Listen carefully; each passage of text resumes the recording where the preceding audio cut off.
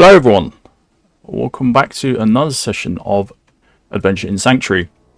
You join us today for our second session, so we are right on the cusp of starting, and so far so good. The party have managed to get, I'd say, a good maybe halfway through the first level without any major issues. Other than Dorian taking a bit of a deadly bite from a zombie last session and contracting the zombie virus. But you know, like I said, nothing too much to worry about because that was quickly cured with the rejuvenation potion he had. We have today with us all three players, which is great. We've got Lyra, we've got Cornan, and we've got Dorian, and of course myself as the Dungeon Master. So once again, thanks for everyone to turn up today and to play. We hope that when everyone gets to watch this later on, that you'll enjoy it as much as we get to when we play. So I don't really have any announcements as such. I think pretty soon we've got a guest appearance coming in, but I'm going to leave that very vague for now as to who that will be and when they will be showing up. With that said, though, I'd like to do the introduction for anyone that follows us for the previous campaigns, and then on to this one. Thanks for sticking with us. You'll know that I like to do a quick recap at the start of each session, just to bring the players and the viewers on the YouTube or wherever you're watching these up to speed as to what's gone on in the previous session. So, without further ado, I'll get my session notes.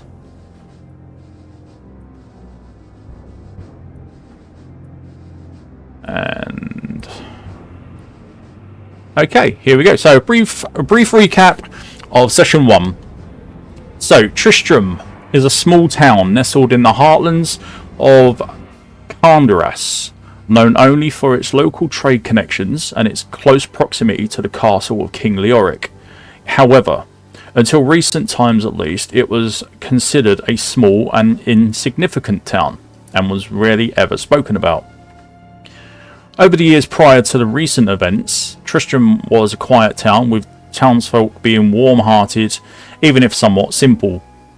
The land upon which the town thrived was perfect for agriculture, and so crops and livestock upon farmland kept a constant flow of trade for markets across the region. I'm just going to turn this music down because it's a little bit loud. There we go. Let's drop that down to that. There we go. Right. Very few people inside the town were little more than farmers, though a skilled handful lived near the centre of town and had built shops to sell their wares in, such as weapons and armour by the smithy, or potions and poultices by the apothecary. There was also a fairly large tavern built to accommodate any tradesmen, scholars or warriors who would visit the town from time to time for business, or perhaps simply passing through on the way to reach the castle, or towns further north and south of the settlement. 3 new adventurers had arrived in the early hours in the morning at the eastern edge of town, and found as they arrived that the outskirts were merely burnt out husks. Homes made of stone, straw and wood had been gutted. Their structures were mostly left unstable, or in many cases just ruins. Broken and mutilated, blood-stained bodies of slain townfolk, men, women and children alike, all lying at the roadside near to what remained of their once family homes. Seeing that the destruction had not been exaggerated by rumours, the 3 adventurers quickly moved forwards to the centre of town, where they hoped they could find someone alive to speak with and find out just what had actually happened here. Sure enough, Lyra, Cornan and Dorian all found the tavern keeper, Ogden, just as he was opening up for business. They asked him what was going on inside of Tristram, and Ogden confirmed what they had already come to suspect. The town itself had been beset by forces of evil, which lurked below ground mostly, but now and then they reached the surface to commit acts of murder, theft or kidnapping. Ogden pleaded with the 3 of them to venture into the church at the edge of town and look for any survivors of townsfolk who had been dragged away in the night, or people who had at one point ventured into that evil place on their own accord, for whatever reason they had at the time. During the conversation, Ogden mentioned of Farnham, and how he was one of the lucky ones to go in and actually return from the church grounds. But he came back as a man with a broken spirit, so now he just sits all day supping beer from a stein and getting very drunk. This is to help take the edge off of his ordeals that he faced inside the dungeon below the church. After speaking with Farnham briefly and gleaning what little information from him they could, the party headed to the church grounds, which Ogden had spoke of. Instantly they saw that it was bathed in an eerie red light. It was coming from inside the building. Unnatural beams of light were jutting out from all church windows, covering the ground around it in a bright red hue. The party looked around the area outside at first and noticed that a figure crawled slowly from the doorway. It was a man. He was totally covered in blood and his body was broken in several places. Yet he managed to crawl this far to what he had hoped was salvation for him. Dorian rushed to the man's side and knelt beside him at once. Taking the man into his arms for support, he heard the final words of this heavily wounded man. He spoke of a demon known as the Butcher, and how it had killed everyone who went into the church, begging Dorian to find and slay this demon. Then Dorian felt the man take his final breath, and with wounds being too great to heal, he became lifeless in his arms merely seconds later. Dorian notified the others as he laid the body to the ground, and with that the three of them entered the church main hall. Looking around, they saw a rotating red gem hidden inside a broken bell tower on the highest gangway. It was the source of the eerie red light, but what other purpose it had, they had no clue, and couldn't reach it to claim it or investigate further. Moving forward towards the far end of the hall, nearest the altar, Cornan noticed a strange unknown marking which was etched onto the wall nearby the altar itself, though he had no idea of its significance here. Nearby the altar was also a set of steps which led down to the next floor below, and very quickly the party took to the stairway as they discussed the marking and the red crystal and as to what purpose they may be. The party then fought their way through this next floor, braving their lives against small red-skinned demons and decaying walking zombies. It's here where we catch up with them, just as they have finished off the last of these threats and have searched a very dusty and dimly lit library of a sort.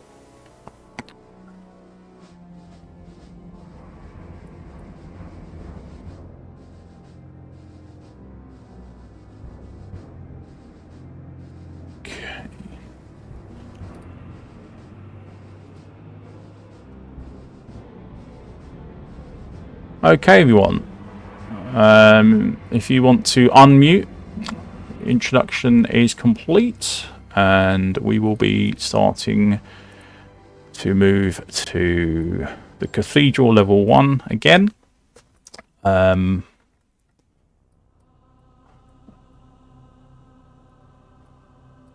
I will do a focus ping so everyone can see whereabouts they are.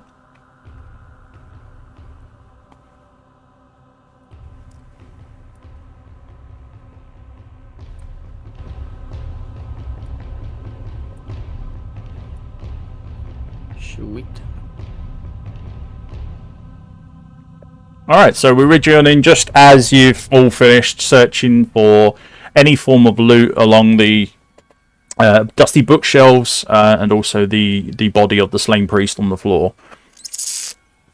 There is a door, or two doors to this room. One is open at the moment, which is your way back towards where you've already been from, or come from. The other one is a completely closed up door, which you have no idea as you've not been through it yet. So, just so you know, you can close doors behind you if you don't want to leave them open. They will hinder the movement of enemies to a point. Some of them will be able to reopen these, but they will have to take a little while to do it. So there is a benefit to closing doors behind you if you want to play it safe. If you're not bothered, then don't worry about it, but that is an option for you as well, so you can always shut doors again. Okay, with that done, it is now up to you guys to decide what you want to do, and chat amongst yourselves. Yeah, Cornan, I think we should go find Lyra and head back towards the door we saw earlier. Yeah. Before we go any further. Yeah, before we get too deep into this. Yeah, I feel like we might be missing out on something. Seems crazy to keep going deeper when we don't know what we might be leaving behind. Yeah. So the door to next to you, Lyra, that's the one we not gone through, so just need to get back. I guess the way we came.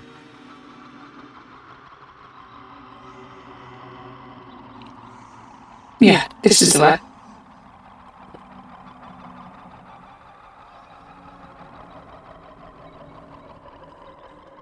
Computers are laggy. Yo. Somebody's teleported. Yep. Yeah. Into the wall. I don't know if you'll be able to get out of that. One second, I'll move you back. Try that. Oh, what's here? Barrels. Oh, I found a chest. Oh, hang on. You're split it up. One sec. I've got Cornan still in the original room. You two have headed off. Okay. Mine's a bit laggy at the moment, so I'm doing stuff and it's not actually responding.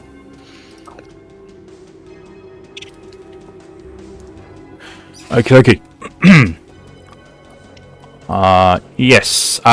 So Dorian, you and Lyra have strayed a bit further away from where you originally came from, and found somewhat of a storage area. True to their name, lots of monks and priests and so on, they do like to stock up on alcohol, namely wines and stuff like that. But there's also other things that they obviously need to survive, like their food. So you'll find stuff like flour in barrels and that kind of thing. It's only a small storage area. It's nothing huge. I mean, this probably, in general, will probably last them a couple, 2-3 months maybe. And then they would have to restock, obviously. But the amount of trade that generally passes through Tristram up until recently was quite a plenty. Now, not so much, because everyone that tries to come here, apart from a select few, shall we say, are normally taken out on the road. So they don't make it here. So I think Cornan's just going to restart his Roll20 bollocks. Yeah. It may just be Roll20. Roll20 can be sometimes a little bit arsey with people, but hey, it'll work eventually. Okay. What browser are you using? Chrome. Just say Chrome's usually alright. Yeah, Yeah. Chrome will run it, no probs.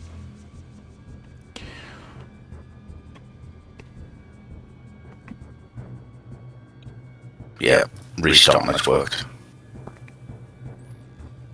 Okay. So through this door to the north of me, aren't we? No, we're coming out the door that you came in. This one. The one that was open. Ah, cool. Don't go through that one just yet. No, we found a chest this way. We found a chest. Wait, what looks like a skull on it? Skull's good. Right, not really. Well, they are if you like to keep your brain in one piece. So generally, the chests that are used within the labyrinth, not so much on the surface, but within the labyrinth, they like to take their security a little more, rigidly, I suppose. And most chests that you'll find will be, or have some form of lock to them. The skull that you mentioned on the front is actually one of the lock types, and if you look on the mouth section is where a keyhole would be. We've not found a key yet, I don't think. But I do have thieves' tools. You do indeed.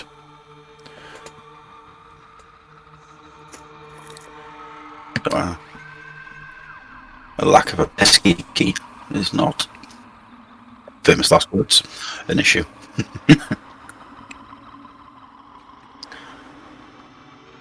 Okay, so Right, so the thieves tools are the ones that you bought from the items list at the start of the game. yes, they certainly are. They have a set amount of charges to them, so like a durability basically. I think it's something like 5, is it, or 3? 5. Yeah. So once you use it, drop a usage down off of that, and we'll see if you get successful or not. Excellent. So it's a sleight of hand roll, isn't it? And I get a +2 from the thieves' tools. Not from the thieves' tools, but from your my trait. Yes, that's right. You've got tricks of the trade. Yeah. So, oh, and there. Oh, Christ, 7. Oh wow, natural 1. Yeesh. Sadly, that is not going to be enough. So you try as best as you can, and it just doesn't seem to be working for you today. So I think you used up all the good rolls last session. Alright. Let's go find the key, then. I get a bit frustrated. I've a bit of a shake-off. Is it possible to reattempt? Yeah, you can use as many attempts as you want, as long as obviously you've got the charges left. Indeed. So you've 11. got So that ends up with 13. a 13. Yes. A 13 on this attempt. You spend a little bit more time at a certain angle this time, and you think that you found something inside that you just nudged ever so slightly, and you hear a click. There we go. Okay, so I'll open the chest up tentatively. No problem. So, inside the chest is going to be 6 items of random types. So, this is where you're going to get your first chest loot roll.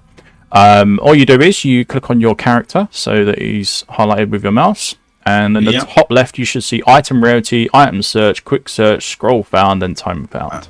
Exactly, yes. Excellent, that's what we want. So what you need to do is you need to click on item search and do that up to 6 times. So you've got a scroll, you've got arrows,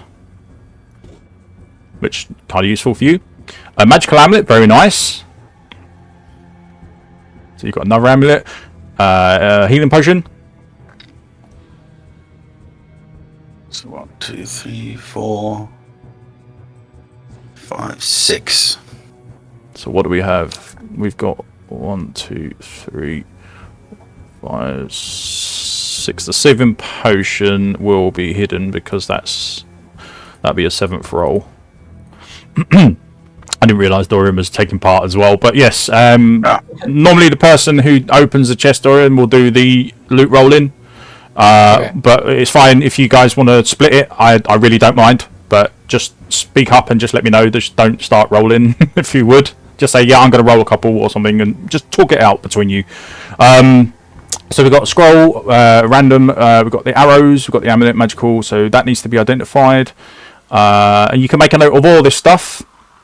And you can hand out the items, Cornan. You can decide what you want to collect out of all of that. If you want to collect it all, so you take it all, and then you can divvy it up however you want. In the meantime, the scroll random. So again, if you click on your token and you go up to scroll found, and click on that once, it's a healing scroll. Absolutely, and it couldn't be any simpler. Excellent. All right.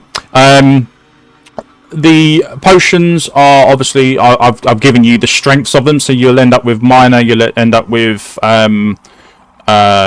just the light version, or just a normal version, and then you'll end up with a stronger version. So you get like 3 different types, and these are minors at the moment. Thawing potion, you can find out what that does anyway. You got a mana potion as well, same thing. So yeah, 1 of each, and there you go. You got your arrows times 10 as well. So nice little bump to power right there.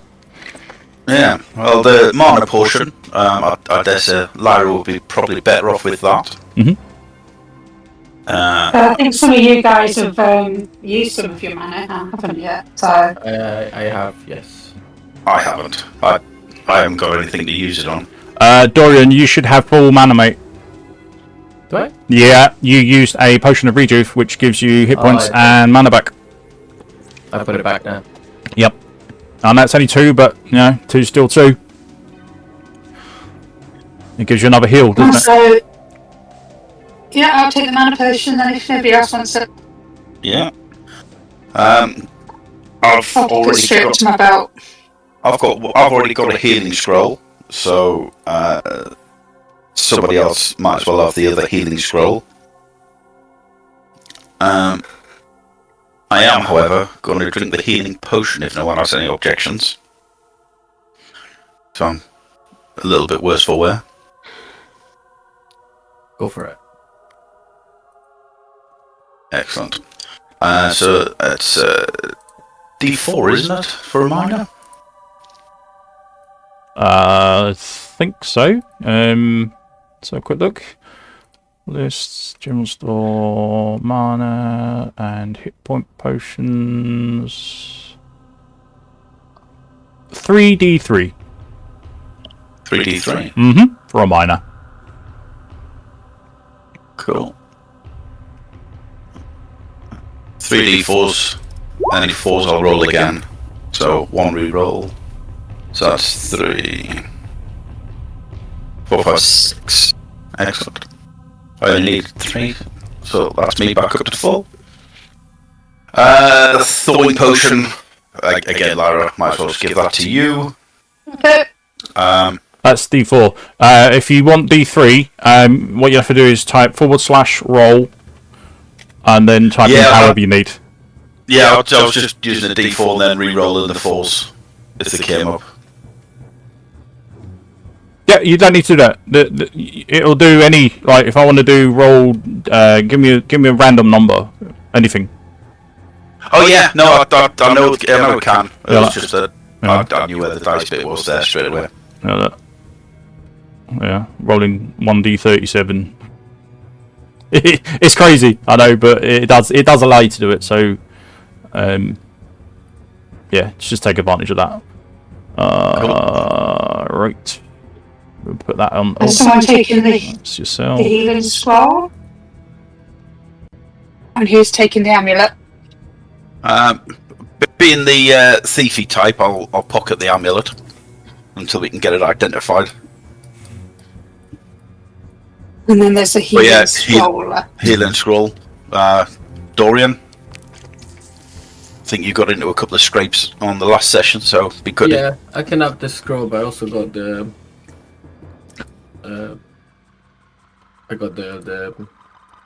I can heal myself anyway. Yeah, it's handy if you've run out of MP. It's really handy for stuff like that. Go for it. I'll take it. My screen went black, by the way. DM, I can't see anymore. It's gone black. Yeah. Open your eyes. Let's do focus ping, see if that works. There we go.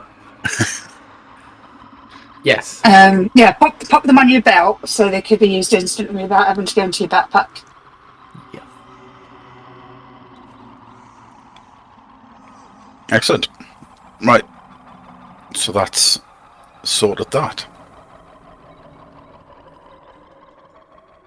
Yep, very nice. The door that you came across when you entered the main hall area after the first room is actually on this wall It's from Lyra. It'll be this way, and it'll be further along that wall. If you are intending to head back to that. Yeah, I believe so. That's the plan. Yeah. Mm-hmm.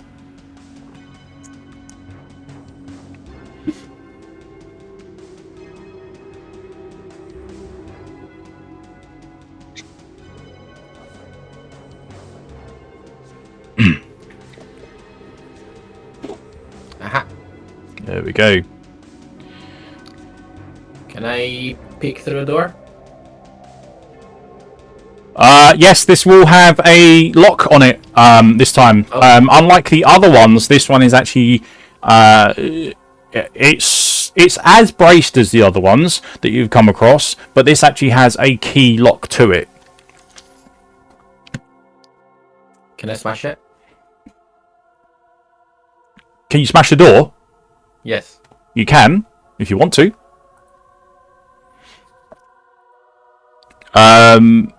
How are you going to do it? Are you going to use a weapon, or are you going to use your shoulder, foot, hand? What? How do you want to try to attempt to go through this? I'm gonna go full barbarian type thing and just swing my axe at it. Right. Okay.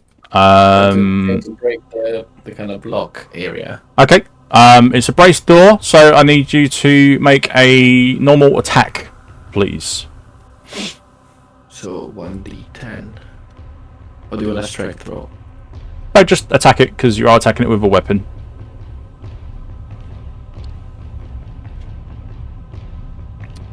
Okay.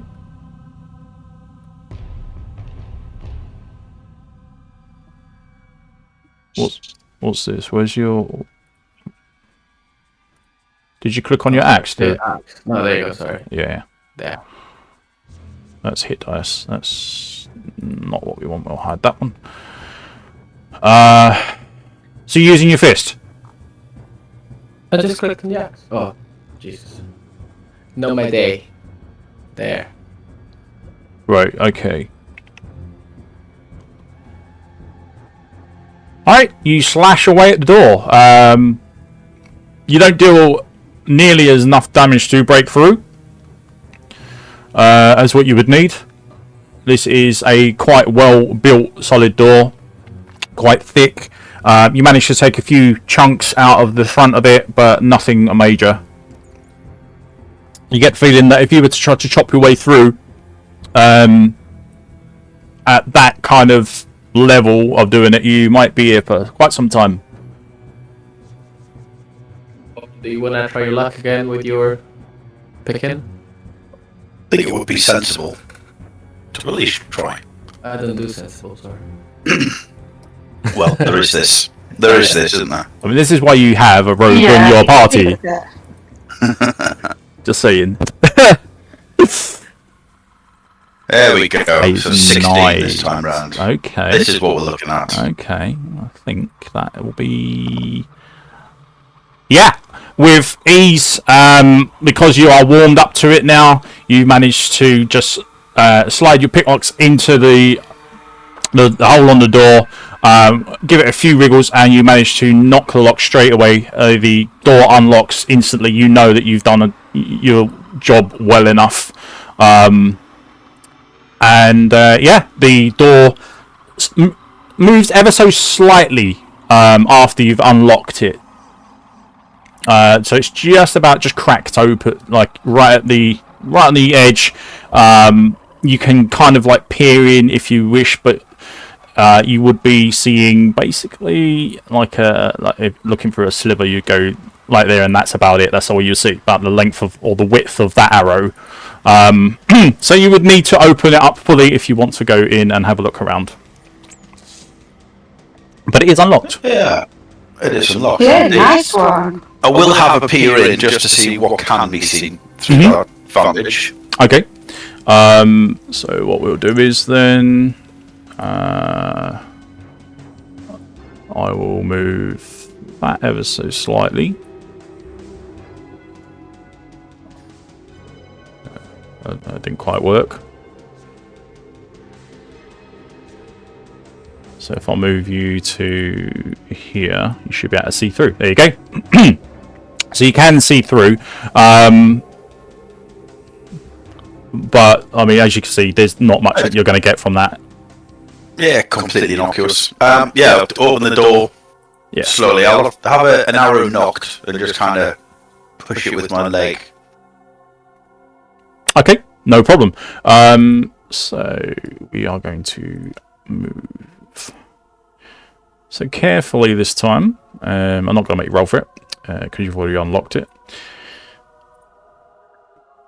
You nudge the door open. It swings open wide, but you know that you haven't put a lot of force into it.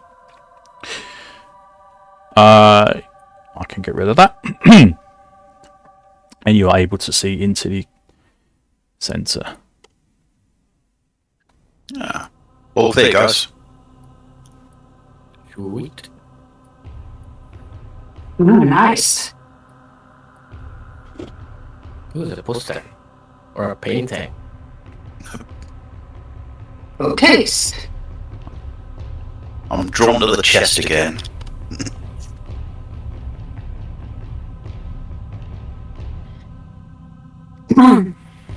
Alright. I was drawn to the books. Okay. Lyra. I'll go with you first because Cornan's obviously acted this turn. So what you are obviously going to be interested in the bookshelf. You can search yourself for the tome or for a scroll. So you need to go to. So it says quick search. Actually, no. These are different. I have to do these ones because I haven't got a list for it. So it's going to be one. So you've got a 50% chance.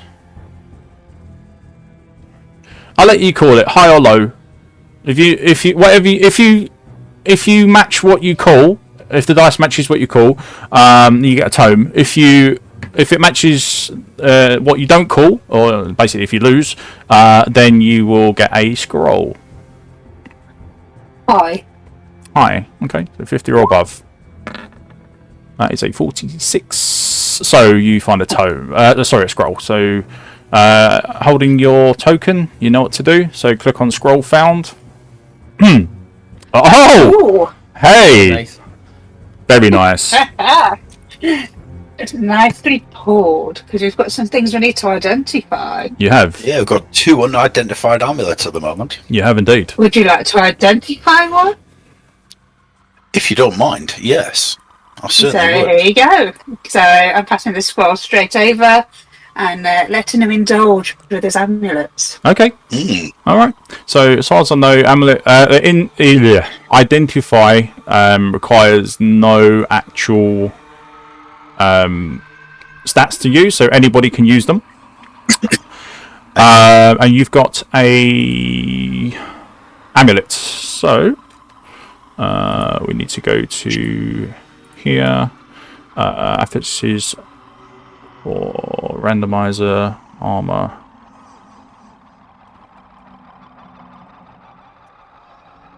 Okay, that is jewelry. There we are. Tier 1. Okay. And we need what the magicals get. Magicals can have either a prefix or a suffix. Easy. Alright, so let's go to my randomizer.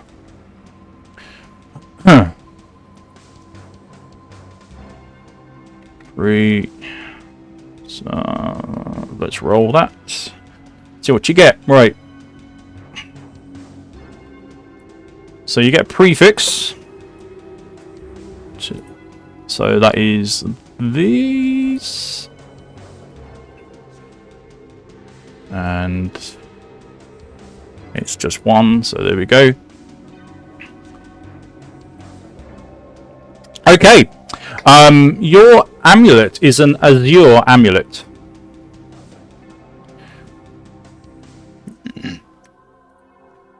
If you want to know what azure does, you just need to go to where the affixes are for the jewellery, and then scroll down until you find azure, which is a elemental resistance modifier. Nice. it will give you the value of everything there. So you start from what was it for jewelry? Oh, it could. Oh, yeah. Okay, so it just combines. So you start from 0 and you work your way up. So the Azure gives you a -1 to cold damage. So any cold damage that you take, you'd reduce by one instantly. And it also gives the amulet a +10 to its value, so it's worth 10 gold basically. Superb.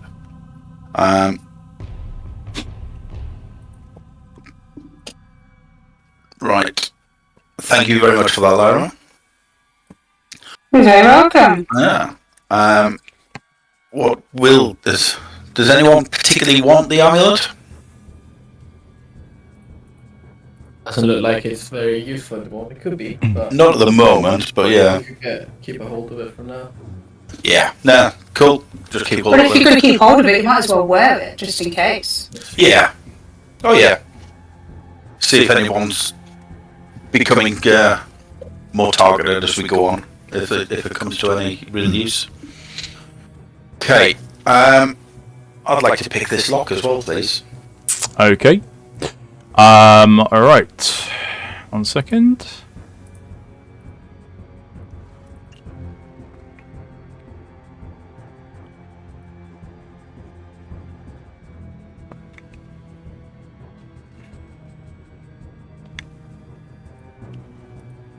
Okay, give me a dexterity roll. Was it sleight of hand, yeah? Yeah. 14 16. plus 2, so 16 Yeah. again. Alright, so once more, you kneel down. You spend a little bit of time trying to gauge whether there's anything more than just a lock to it. And you actually find that there is more to this chest than what meets the eye, so to speak. It comes across as trapped for you. What I need you to do is I need you to make a separate trap disarm roll, please. This doesn't require another use of your lockpick. It's all done together, so it's kind of like two actions in one go. But I need 2 separate rolls. Well, there we go. So identifying, By the way. identifying the. Yeah, you only needed a 10. Identifying the trap, you very quickly disarm it before it, just split seconds before it goes off, and unlock the actual lock on the chest itself. So the chest awaits you. What kind of trap was it, out of interest? A painful one. Excellent. They're the worst kinds. Yeah. Open the trap again. Open the trap again. Open the chest again, and see what is in store for us. All right. Give me another 6 rolls on the loot. 1, 2, 3, 4, 5, 6. There we go.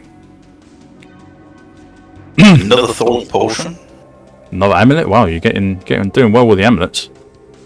You've got a ring as well. And a ring. Yeah. Oh, nice. Excellent.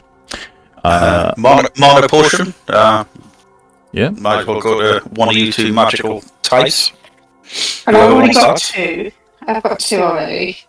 No. 1. That put you up to 2 then. Yeah, puts me up to 2. Yeah, it's helpful for everybody to have at least one of each potion type on their belt, like Thorin and Soothing and stuff. So, Yeah. Soothing. Yeah, I'll put the amulet in my pack again and hit with the ring. So 2 soothing potions. Dorian, you might as well take a soothing potion because it's more Yeah, I got more one. likely. Oh, yeah, You. Oh, you already got one. So No, I need a soothing. I've got the thawing, but I don't have a soothing. Alright. I haven't got a soothing either. However, not really bothered right now. He's a bit of a gung-ho kind of guy. So yeah. So if I take a soothing, Yep, fill your boots, guys. I got soothing now as well. So that's the 2. Excellent. Yes. And I've already got I've got an antidote potion as well already. That was handy off the first time round. Cool. So everyone's got that. Pretty well. Nobody's had a look at the desk yet, have they? No, yeah, no. no, I've been in the bookcase. That's all. Yeah. Is there anything on the desk? Can I see anything on the desk? There's some multicolored bits of paper, parchment, but nothing is written on them. You assume that there would be some reason for this, but there's nothing that is apparent to you at this point.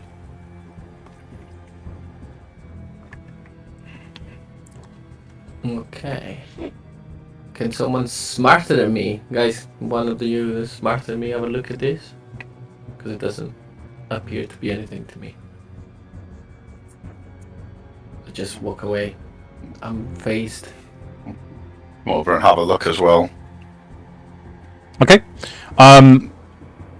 With your background, Cornan, as you claimed that you've been in church places in your past, you've seen something similar to this before, and it's a filing sorting system. So, you know, like how modern day things use like dividers in files and folders and stuff like that. It's basically those. It's dividers that will break down sections in a folder or in a file somewhere that has each color pertains to a certain thing. They're not marked in any way. They don't need to be because the people that use them know what the colors mean. But that's all it is, just a filing system. Potentially somebody could have taken a lot of documents from this area, but we don't know what. Okay. Okay. The plot thickens. Okay, now the mystery of the door has been solved. That's been solved indeed. What is the artwork on the wall? The artwork Mr. DM? is, I don't know if you can see it that well. It is a picture of a demon wreathed in fire and flame, and he stood in also behind a kind of like a knight, or it looks like a knightly kind of image to you. I tell you, give me a history check. Both of you can actually, Dorian and Cornan. 16. 15. You're not quite sure what this is from.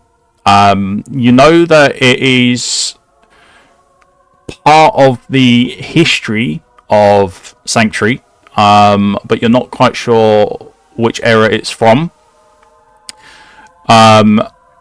But you can see that the figure in the background is quite clearly some sort of demon that's wreathed in flames.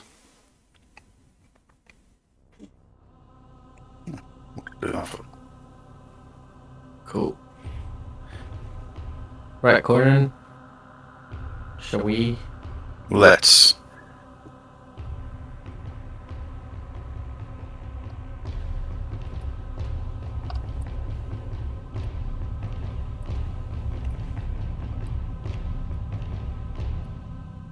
Nothing there.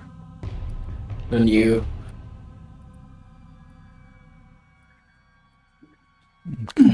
Somebody's internal compass is a little bit skewed. Yeah.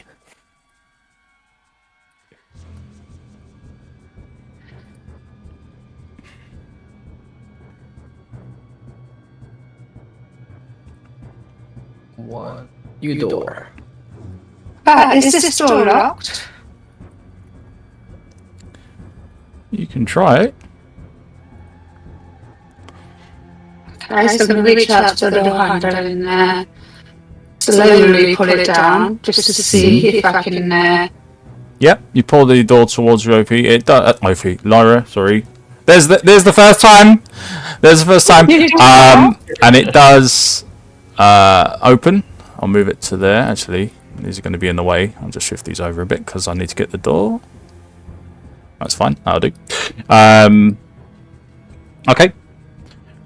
And inside is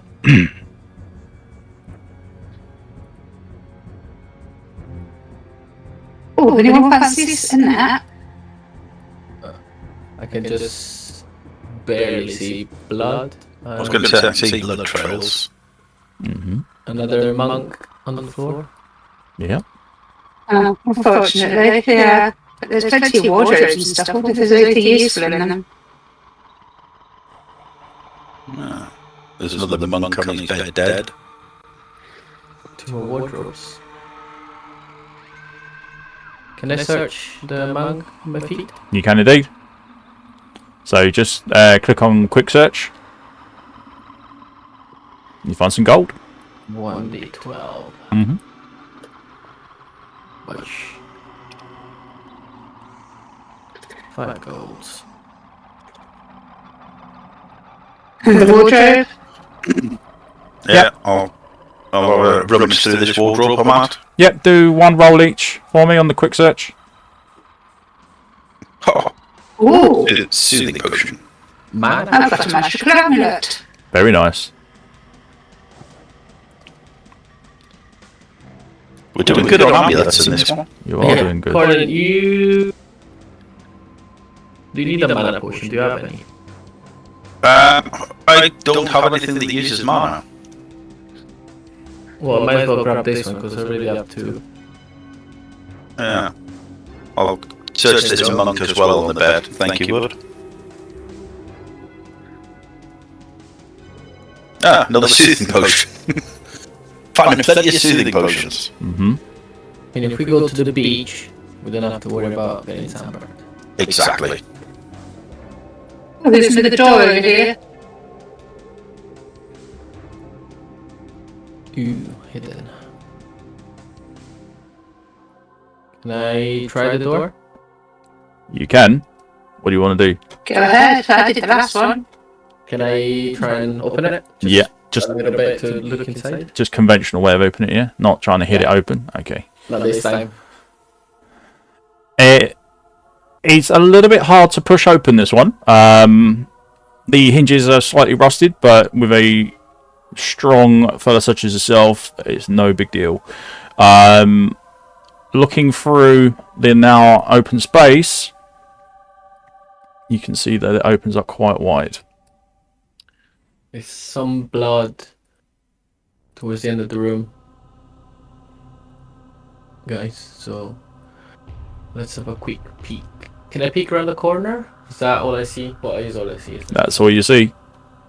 Just blood. Lovely. Okay. Dorian, as you step out into the passage, you hear the sound of 3 bowstrings as you assume that somewhere along here, further down the passage, you've just been shot at. Nice. I'd like everybody to make a do their initiatives, please. Done.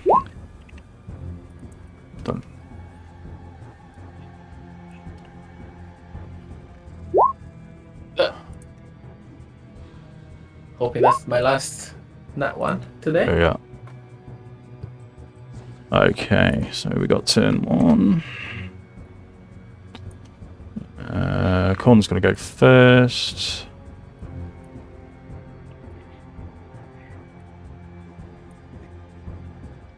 Okay, and then I need my guys.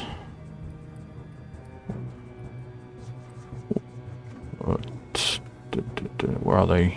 Tier 1 enemies and over here.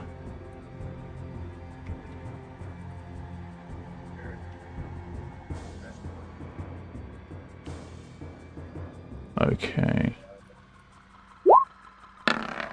Oh, come on. I guess they are going first, so it makes sense anyway. But they're going to have 2 rounds before Cornan. Okay, so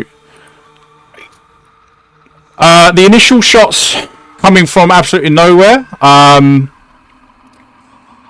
We're going to do it like a contested thing, because you are aware that the shots are coming your way.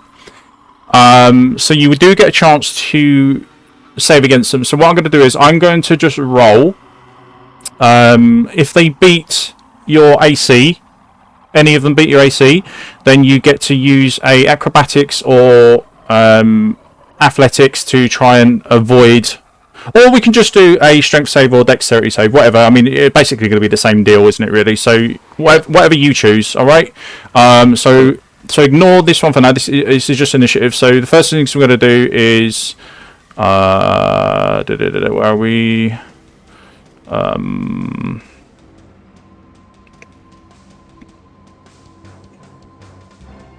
Where is it? Rapid. Yep, there it is. Right, so I've got to do 3 of these.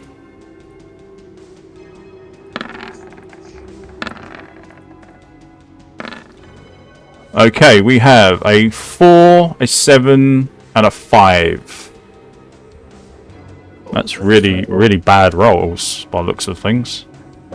I'm gonna go for a... Oh, sorry, no. I'm not looking at the right thing, am I? A 20, sorry. A 20. So, yeah, you get a chance to save against that one. You don't need to worry about the second one, because it doesn't beat your AC. And obviously, 24, you get a chance to save against as well. Right, I'm gonna go for a strength. So, you need to beat a 20 and a 24 to avoid these. Otherwise, you will be taking... No, definitely not. Definitely not. Okay. Is that your save, is it? Your strength save? That's my strength save, yes. Yeah. The other one? So the first one is going to hit, so you're going to take 4 points of piercing. Next one? And the second one is 25. A 13, obviously, no. So that is going to cause you 5 points of piercing. So 4 and 5. That's a 9. Okay. Oh, we've got 2 targets. Lyra's not quite in the room just yet, so I can pick. I'm going to go 1, 2 onto you, Cornan, and 1 onto you, Dorian.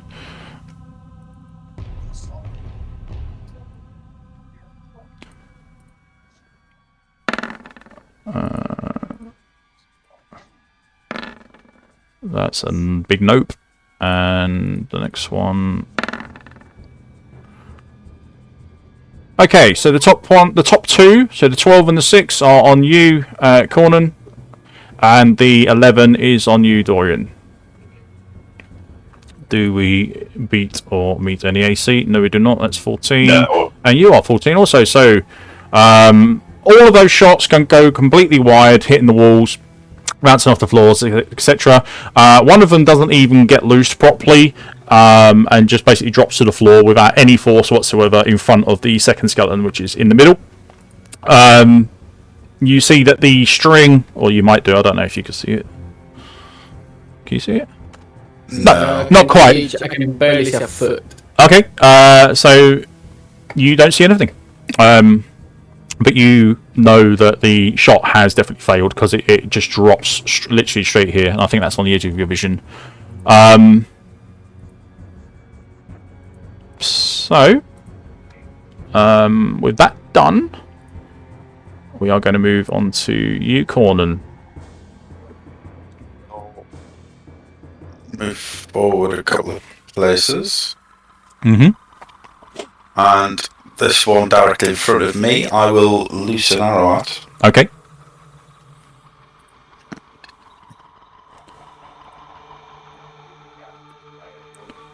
$13 to hit. A 13 will hit. Excellent. And 7 piercing damage. 7 points of piercing damage. Which is ironic for a skeleton. Yep. You deal 7, so that is...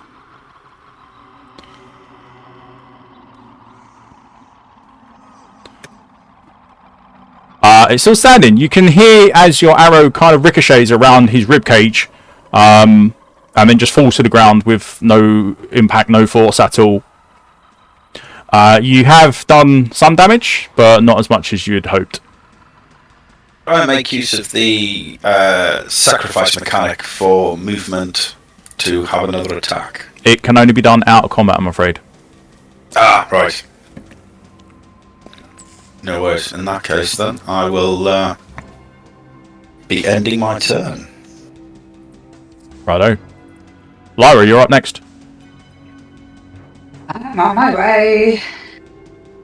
Now, obviously, because it says in the turn order what they are, that's the only way that you know what they are. So you're going to get a little bit of a surprise when you come round the corner. Ah! Bones. Lots of bones. Bones and arrows. Any bones? Where's the dog when you need him? The middle one, if you can actually see this, he is currently struggling and fiddling around with the bowstring on his bow, because he completely whiffed his attack and it has made the bowstring come loose. So he has to re-affix that in his next turn. So the only other two that are absolutely fine and aiming towards all of you. You're not quite sure who just yet, but aiming towards all of you. So the end two, you can see, are quite clearly aiming down the hallway. They do have their bows intact. Okay, I'm going for an acid splash. Right. Aiming for the middle. Aiming for the middle one.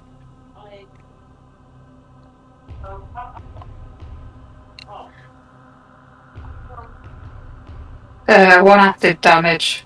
Great. Okay, so aiming for the one that's fiddling around with his bow, he has to make a dexterity save. He did. There we go. So while he's busy trying to save it, he moves ever so slightly to the side and somehow avoids your acid that comes towards it.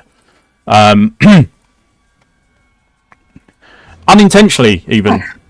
Completely unintentional. It was like, just wandering around trying to fix his bow. You lucky bugger. Yeah.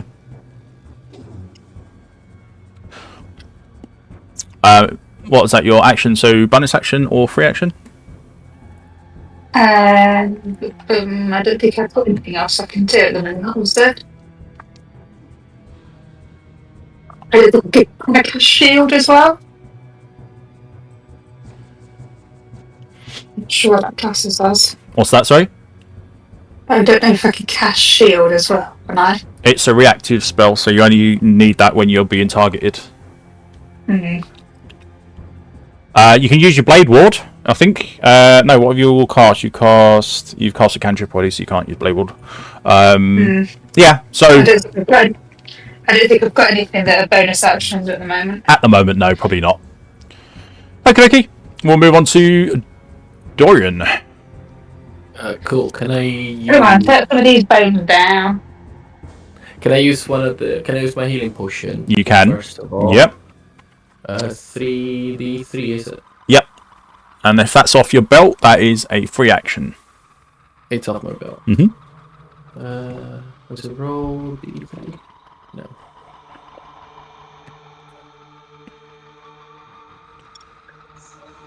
Oh.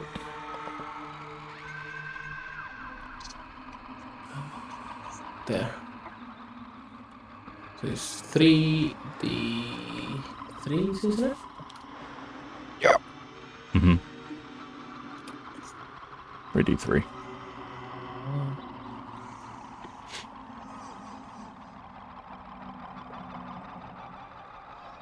No, that's not right. You don't need the bracket at the end. Yeah, I think I just used it as a mistype. 5. Ah, there you go. So you gain 5 hit points back. Sweet. And then I'm gonna move forward. Is it 3?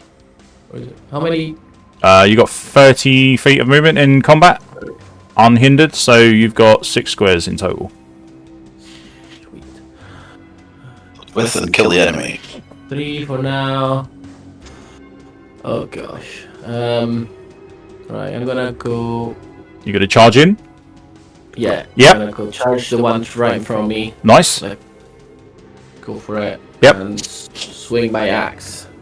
Very nice. Its neck. Eesh. Oh wow, what a hit. Yeah, after that attack, that vicious attack, what he's got, a double plus 10 on top of that would be 18. Yeah, powerful hit. So on top of that, so you do 11 points of slashing, and you completely cleave straight through the spinal column, cutting the creature. Yeah, I suppose the creature in 2. Very nicely done. Nice. You've got 5 feet of movement if you want to use it. You've also got a bonus action if you can use I put? Oh, it's not really worth it. No, that's fine. I'm just gonna take a step forward. There. Okay, and I'll assume you're facing him anyway. There was not Yes. much point not to. So yeah, okay, that's cool. Right, not bad. Turn 2. Skeleton archers are going to fall back. This one is going to use his action to. I guess he's got to fix his bow. You know what? No, he's not. He's not. He's going to use his action to face you and try and stab you with a little dagger. A 13. I believe you got 14 AC. So that's going to count as a glancing hit. So you are going to take 2 points of 2 points of piercing damage. Reduced by armor if your armor reduces that. No, I don't think so. Nope. So he just about nicks you, and with that he's going to retreat back to. He's going to pass through his friend's space, I guess, and just back up towards these stairs. Now, once he starts moving away, obviously you get a chance to attack him with a opportunity attack. So you can do so. Yes. Yep, go for it. Because it might mean that he just dies on the spot anyway if you hit him. A 9. A 9 does strike him. You deal 3 points. Okay.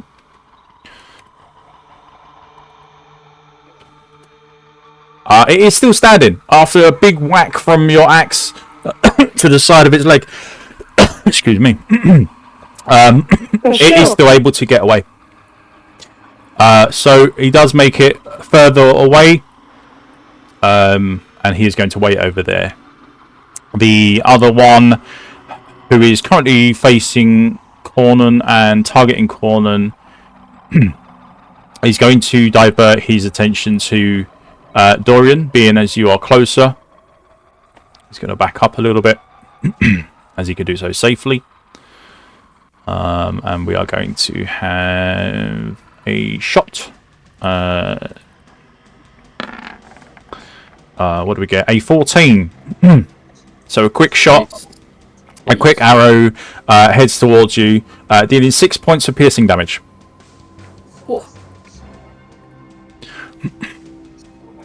Yeah, these are good rolls considering their damage is like 1d3.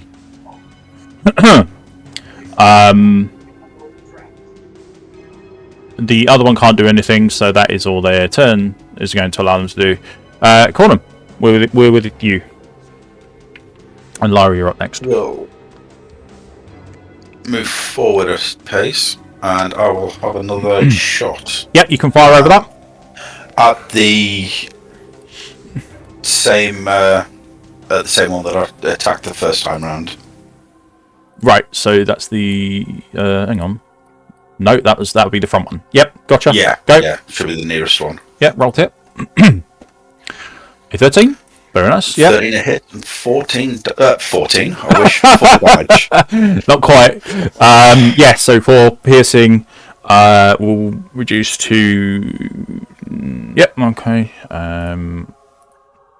This one actually bounces off of the ribcage and up into the head. And luckily, somehow, it manages to stick out in the bottom of the jaw. And you can just see arrow just in its jaw as the whole body starts to crumble down. There we go. Second one destroyed. Left. Yep. Still with you?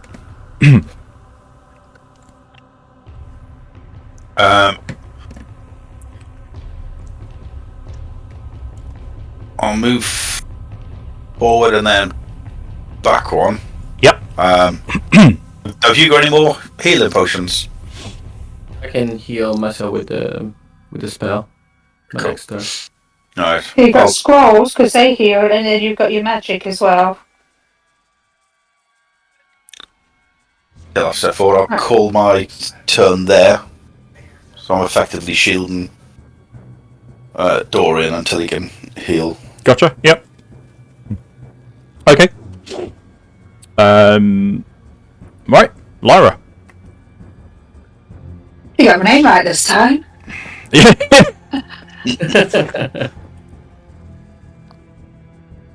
It's difficult. I mean, you spend 2 years calling someone the same name. No, it's longer than 2 years, wasn't it? It's like just close to 4. It was longer than 2 years. Mm. Where are these guys running off to? Okay, so Well, he's an archer. He's trying to get as much space as he can. Yeah. In fact, I'm going to put him on that one because he has the movement to do so.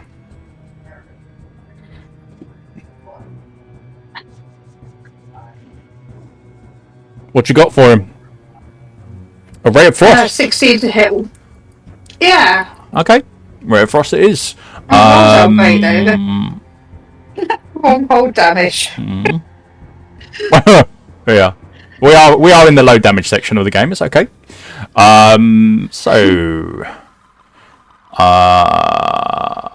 Yeah, that's absolutely fine. It hits. It's cold. It hurts, and it dies. Nice. In 2 turns, you managed to wipe out 3 skeletons. So. Yeah, that's it. Dead. Yep, they're very very weak creatures. They don't have a lot of HP, but they can do some decent amount of damage at range. So with that, there are obviously the initial loot, which is 3 damaged short bows. And on top of that, they also have daggers each, so that's 3 damaged daggers as well. How many arrows have they got? Between them, they have 1 second, 10 each. So we had two rounds of them firing, so there's 8 on each of the bodies. Cool. You can snag those if you want. Yep, No absolutely. objects. Because you never know when you're going to run low. Yeah. Indeed. Can I have the dagger, please? Yeah. Can I put it on my belt? Daggers don't go on belts. I mean, you can say like for flavour that you want it on your belt, but it will still class as in your inventory space. Damn it. That's fine. Nice try, though.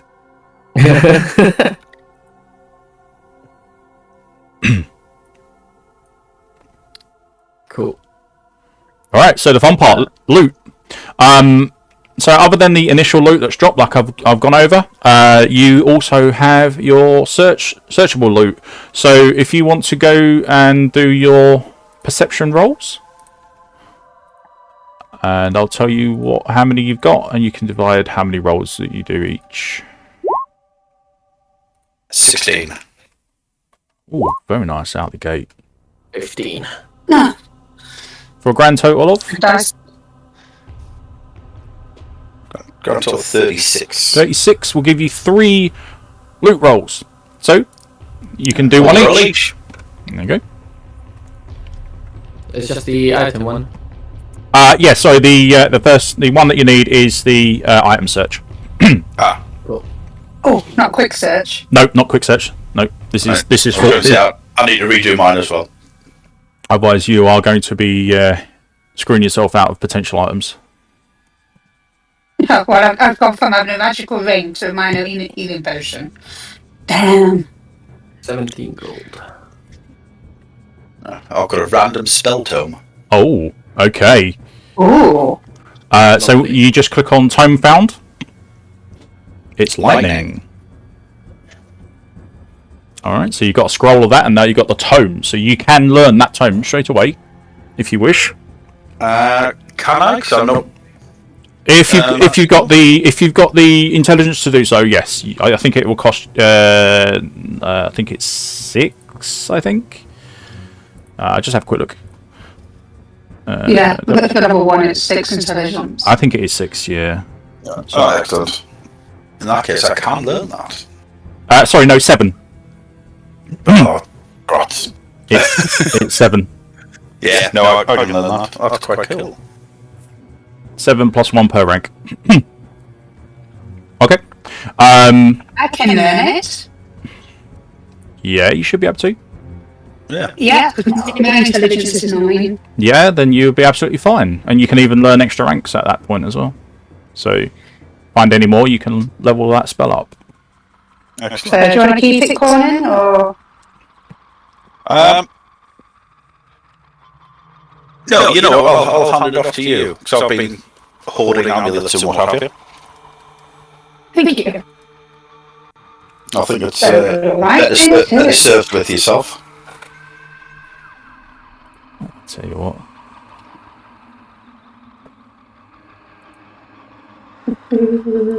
That's another spell to add. In the meanwhile, Lyra's learning. Can I heal myself, please? Yes, you can. So that would be 1d10. How's it? Regen work. Regen is per round. So it's basically a combat effect. So it won't have any effect whilst you're out of combat. Okay. So 1d10. So just, yeah, you're flat healing for that one. 8.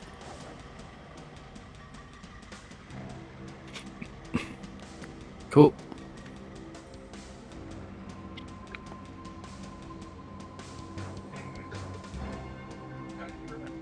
In the rolls that we've just done for the area, did that include the dead body over here? Nope.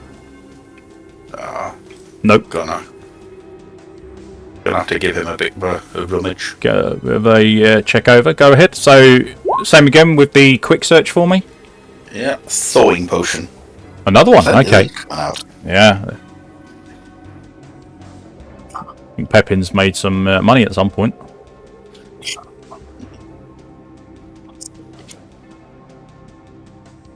But yes, as you can see, the only slight differences that are in this room is the massive stairwell that leads down, and the large statues that are either side of you. Do I see anything? If I look at the statue, any? What are you hoping to see? I mean, what pretty much is what you see. What you get, you got a hooded angelic figure wielding or holding a large sword. Cool. So very much, yeah, you would have seen that actually at the top, even though I didn't give you a visual or gave you a description of the statues. And these are the statues that you would have seen in the main area as you walked into the church. Cool. Shall we head downstairs then? I think it's the only obvious choice, isn't it? Yeah, you've pretty much cleared this area. The entire floor is now littered with slain creatures or empty chests. Left even more dead bodies behind than there already was. Absolutely. Okay. With that, we move on to floor 2.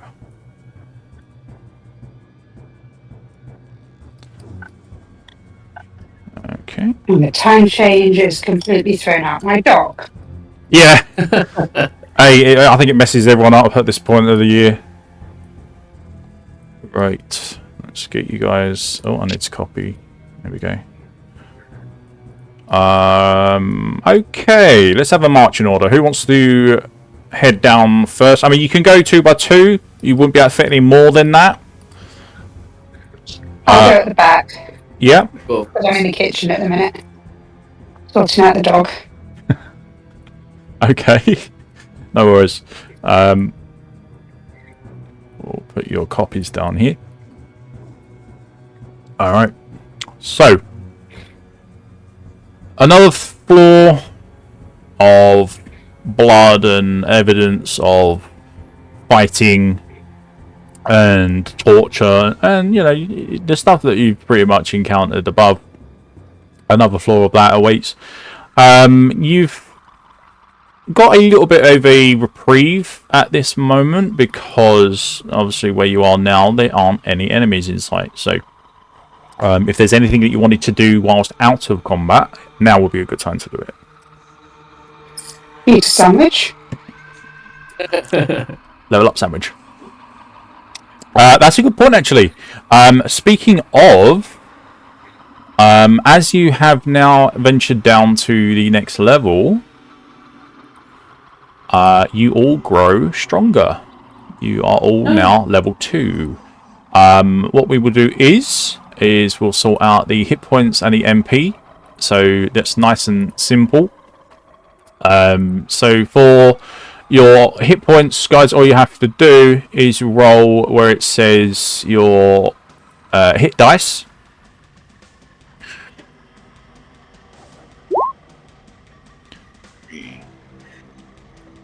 And then we'll push you up to level 2.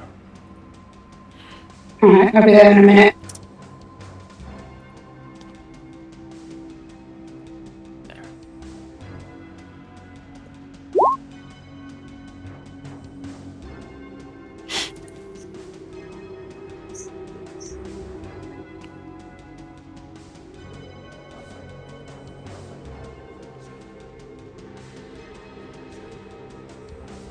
Now, you may hope that you would get some sort of refresh for leveling up. You do not. Whatever hit points and mana you had, you keep.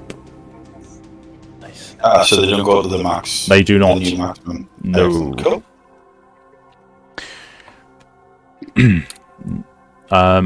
So mana point wise, I think, yeah, I've written it down, but I'll tell you guys anyway because it'll just be easier and quicker. We have our fighter. You have 2 + 1 per level, + 1 per your intelligence modifier. This is based on what do we have here? Yeah, so depending on what your intelligence modifier is, okay. So you won't get any. So you won't get anything for your modifier because it only counts anything that's positive. Okay. All right. So your mana will just be +2. The rogue, I believe you don't have any positives on your intelligence. Maybe. What's your intelligence? Did you say 9? No, my intelligence is 10.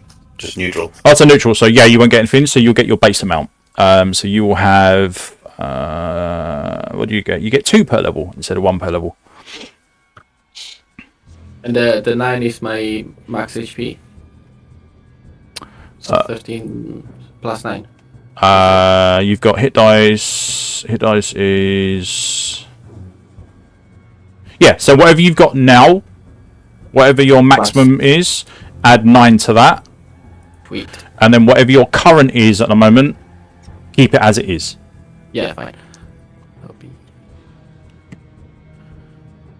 Since we are combat, I'm gonna use my... Since I got more mana, can I heal? Again? So Yeah. I'm gonna use 1d10 heal. Doesn't help much, but something. And then I'm gonna use a mana potion. Yep, gotcha. How many does the mana potion? On your sheet, it should say on the right-hand side. So it should say mana dice, and then next to it, it'll say like mana points or something. Oh yes. Yeah, mana dice. It'll say like D4, D6, D8, that sort of thing. Two D4s. Oh. Yep. So that goes up to 2. Lovely. That's fine. Sweet. Yep. So we'll consider this like a short rest. Okay. Before pushing on. If people are going to roll hit points and magic stuff like that, we'll count this as a short rest. Short rests are, well, you get an abundant amount of them, but they do take up a little bit of time. So I'll make a note of that. This one, short rest.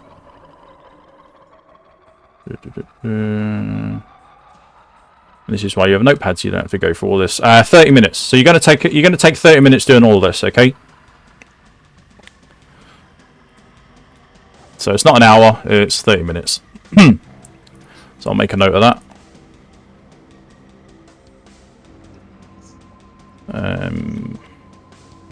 SI used. That's 30 mins. Done. Alright, so after the 30 minutes are up, or roughly, you will obviously have your hit points at whatever you use your hit dice with, and your MP at whatever you use your MP dice with. Nothing will increase unless you use those. However, your total will go up based on whatever you roll for your level.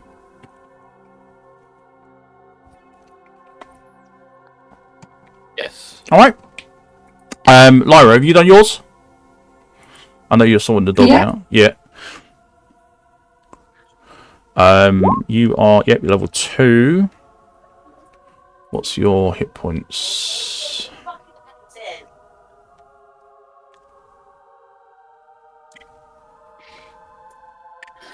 Oh, 3 new hit points, 7 new HP.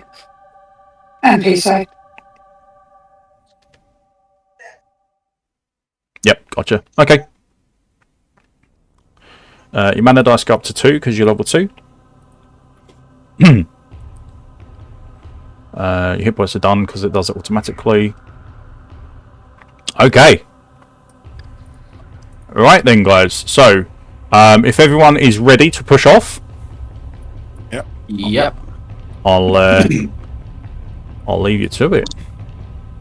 Well, to start with, I can see the floor looks a bit worse for wear in front of the end of the stairs. Do I see anything? Roll maybe perception.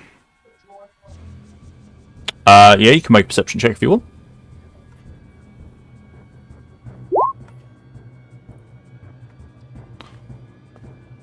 No, you're fairly certain that you've not missed anything, any small details or anything like that. Can I still jump over it? If you wish. thief just walks on it. Oh yeah, you just go for it. Yeah, just go for it. It's just like walking on any other tiles. Okie doke. So remember your movements. You got 60 feet movements. And once you reach your 60 feet, if you stop and let someone else have a turn, and we'll keep going that way. Yep. Unless, obviously, an event occurs.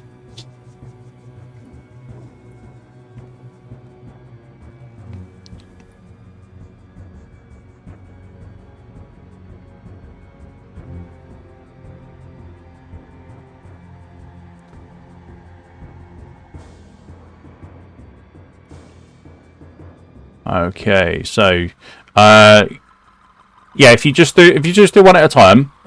So we'll do it like Cornan will move his, and then Dorian, and then like we can do it in order of the turn order if you want to use that to get an idea to keep like some sort of order that everyone's going to move in. So kind of like use an initiative out of combat as well in a way. It's just so that everyone gets a fair shot at moving around and doing things, and and I can keep an eye on who's moving and whose turn and what if there's anything that triggers, rather than trying to keep an eye on all three of you moving at once. All right, so from this point on, we'll start doing that. So with you, Cornan, obviously because you've got the highest dexterity, we've if you. Yeah, I would actually. I'm going to do a quick perception check with you, please.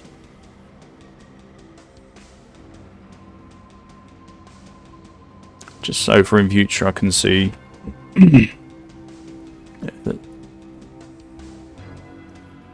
Alright, yeah, that's pretty decent. Okay. I'm going to say that is a decent enough roll to hear a few feet away from you and just behind the wall where you're facing. You can hear a gnashing sound, so like on bone kind of sound, scraping. Sounds like something is really going to town on like a meal, maybe, if that's probably the easiest way to say it. Okay. I'll knock an arrow ready.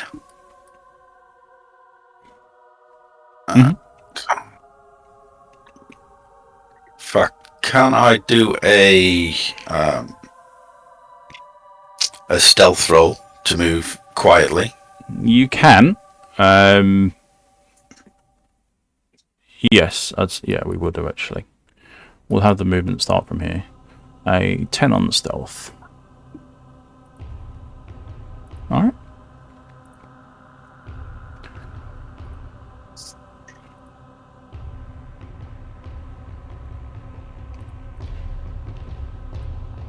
I just want to peer around the corner without exposing much of myself. Yep, alright. Just to see what's making that noise. Okay, well, on a 10, you are just about able to do so. You peek around the corner, and you can see... let's actually see what you can see. Oh, you can already see them already, because for some reason I didn't put the line of sight blockage. But never mind, it doesn't matter. So basically, you see this creature here, and it is eating what looks to be the lower half or the leg of this poor fellow over in the corner that you've managed to catch a quick glimpse of. As you can see, there are two of them. They aren't paying you any mind at the moment. They are more interested in eating what is remaining of this body. But at the moment, obviously, with them not knowing you are there because of your placement around the wall and the fact that you've moved stealthily enough to see them, but they haven't paid attention to you. If you move further out to try and attack then they may actually catch a glimpse of you. So I need to see what you're doing, based on where you place yourself and how you do it. Depends on it if they're going to get a chance to see you or not.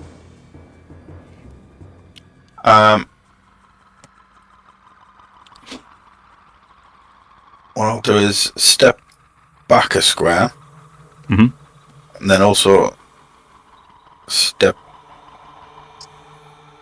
along here before I step forward one. Yep. So that'll still give me line of sight on them. Yep. But I'll be out of the way, and I'd like to attack this one with an arrow. Let me just check your... Yep. Yeah, you might struggle with that. I think you'll need to be... It's a little bit of a... One closer. You should be alright. No, what I'm thinking is because you're in line with this wall, even though you can see them in the game, you would be in line with that wall. So technically, that would be where as far as you could see, without stepping further past the wall or peering past it. So if you just wanted to pop out and shoot and then come back, you could do that. Yeah. Yeah. Yeah. Okay. So from there, step out, fire a volley off onto this one. Yeah, absolutely fine. I'm glad you did that, actually. Didn't give him a chance to spot you. Alright. Is that 4 to hit? Yeah. Well, I'll tell you what, they're not aware that you're there, so roll again because you should have advantage. Oh. Because you're an unseen attacker at the moment. 9. Not much better. A 9. A 9 will hit. And you do extra damage to beasts, which is nice. So 3, 4, 5. And that's the one which is in line right next to the wall. Okay, so you've done your shot. Obviously, they've taken notice of you. Then I step back there. You're going to step back. Okay, that's not a problem. In which case, you've got your first round out the way, as you're the one that has encountered them. So you get that. So we need initiative rolls, please. Whilst I get the little beasties done and out of the way. Copy that one. We'll put him over here. Shocking. And we'll roll. What an absolute crap set of rolls I'm doing. Yeah, the dice for 3 hate me today. 16. Alright, so turn 1.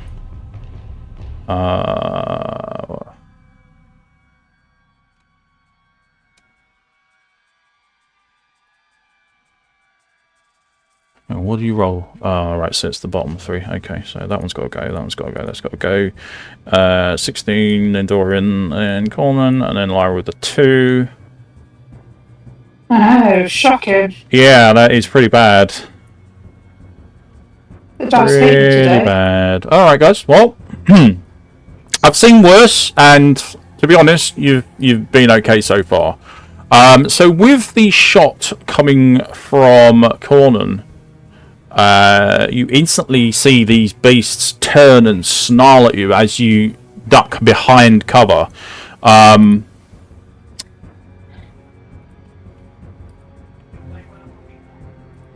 They turn the focus, thinking that you are trying to steal from them, and charge towards you. They've got 40. Okay, so it's going to use 35 feet to get to you. It's going to use 5, 10. Oh, here's there 5, 10, 15, 20, 25 feet to get to you. Okay. You know what? You're actually in front, so he's going to get to you instead. Which one are you going to face as they close in upon you? The one that you have hit with the arrow sticking out of him is this one here. So this one is unharmed at this moment. Which one do you want to go for, Cornan? I will go for the one that I've already hit. Yep, so you're facing this direction. Okay. So as they move in, so this one is going to attack you, but he's going to do it with just a single. Actually, what's the? I need to check his specials. What's his HP? Oh, actually, I think you're going to escape that. You are. He's going to remain where he is for this turn. The other one, however, is going to come towards you. So I would assume that you would switch target to the one that's come towards you. Yes. Yep, that makes sense. And we will go with just a standard attack with his claws. 20 to hit for 5 points of slashing damage. On top of that, he has a chance to cause you to bleed. So you want... damn. Close, but not close enough. So you are not bleeding, but his serrated claws do tear into you for 5 points of slashing damage. Dirty, dirty thing. Right. As a bonus action, he's going to attack by trying to bite you. Was that, what, 22? Bloody hell. That's where all the good rolls are going. They've only got +3 to attack. The DM's stealing the dice. Yeah. Alright, so 4 points of piercing damage on this one. No bleed effect on this one, but he does heal for a point of damage, but as he's already maxed, it doesn't matter. With the other one, however, he has chosen to stick behind. Fled. Next turn. Yeah, okay, cool. So he's going to use his turn and basically stay right where he is. There is a reason for this. It may become apparent soon. If you want to try and find out any mechanics that monsters have, you will need to do a nature or a maybe an insight. Possibly an insight. Definitely a nature, because you want to discern the nature of the creature and what they're doing.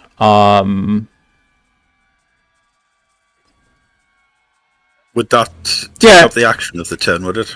No. Alright, cool. No. This is an additional, free action that you could do. So a nature roll, you say, yeah? Yep.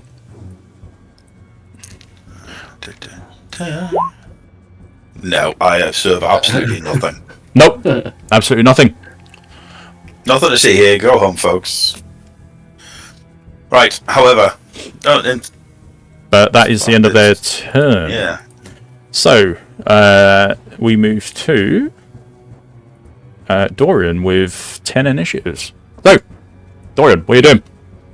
I'm just gonna go next to... Is this beast currently facing... He's facing Cornan. Cornan, Yep. so Yep. can I move? You can move beside him. Flank him, Yep, that's flanking. and then I just swing my axe. Okay, so with advantage. Take his head off. I don't want to see 2 twos. There we go. Oh, here we go. Nice. So Finally. that's not with advantage, but doesn't matter. Okay, sorry. So with advantage, it wouldn't matter because we've already got a nat 20. So I think this is the first player nat 20 that we've seen. It is, yeah. Okay. Yes. So as you can see, the damage is done already for you. So you don't need to do anything with that. And then on top of that, because it is a critical hit, you have a modifier of whatever weapon damage you have on top of this, right? So it rolls it, and then that's why you've got the 12 on the second one, because it adds an extra. So if you hover over the number, you'll see that the number changes. So it'll be like a 1d8 plus 2, which is your strength. And you roll a 6 plus 2, which is your 8. And then on top of that, you've got your d8 plus 8, because it's a crit. So that is your actual critical damage. Okay, so you do 20 points of slashing damage on this thing and totally annihilate it. Finally. You literally cleave straight through the neck, straight down, and decapitate it. Ooh. Well done. Headless beastie. The other one is around the corner, out of your sight at the moment. You'll have to go investigate, see where he is and what he's got up to. Yes, I'm just gonna hug the wall. Mm-hmm. And kind of ready my axe just in case he comes rushing back. Yep. And my turn. Great stuff. I will say now, obviously there are, because we play in an isometric view, the way that they use the sight lines and stuff like that for the game is meant to be done for like top down and stuff like that, so it doesn't take into account the angles. So just try and bear that in mind and bear with me, because I can't always there are limitations basically.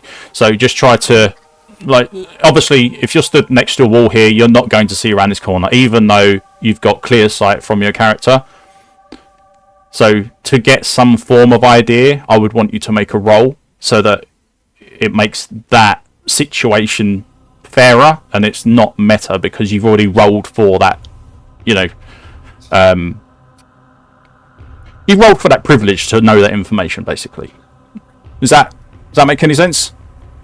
So there will be times where you can see things that you shouldn't do. Just kind of blank it out if you do get to the point, and just think of ways that you can get around it, just by making. You could have tried to imagine it in 3D, haven't you, as if you were walking there. Yes, yeah. You got to imagine as if you were walking, so you won't be able to fire, or you won't be able to attack around corners and stuff like that. You can't see through walls. Absolutely. Okay, so moving on, we are back to you, Cornan.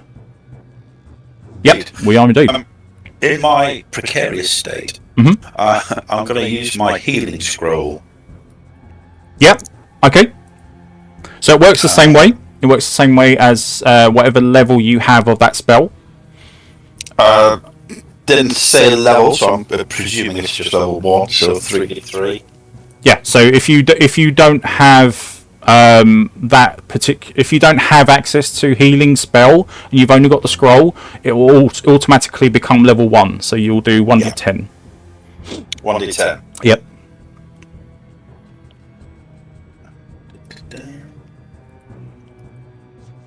Three. Okay. It's better than nothing. So you do get 3 points back.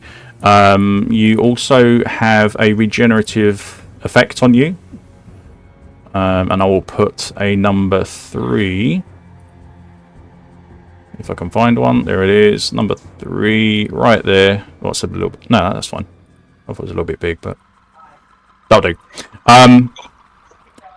So that is just to basically show that every turn, every start of your turn, you are going to regenerate 1 hit point, based plus your Constitution modifier. Excellent.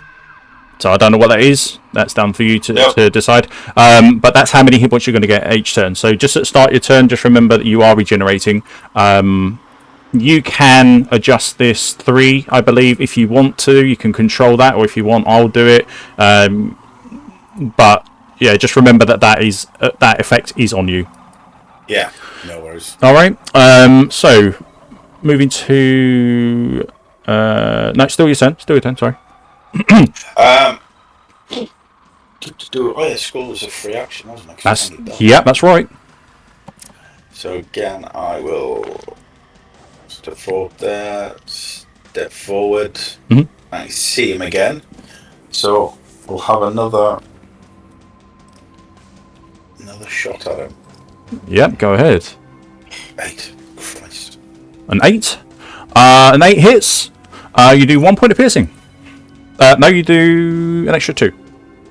Yeah. Yep. So 3. Mm-hmm.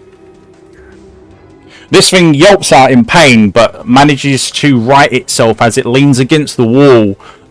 Your arrow hitting with enough force to knock it off of its feet slightly, but given its damage it's already taken and its weakened state. But it's still alive. Yeah, I'll duck back out of sight and... yeah, not a problem. That'll be my turn. Mm-hmm.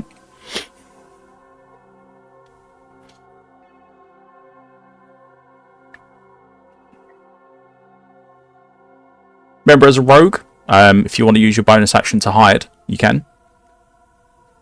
Which will give you advantage on the shots every time you pop out and shoot.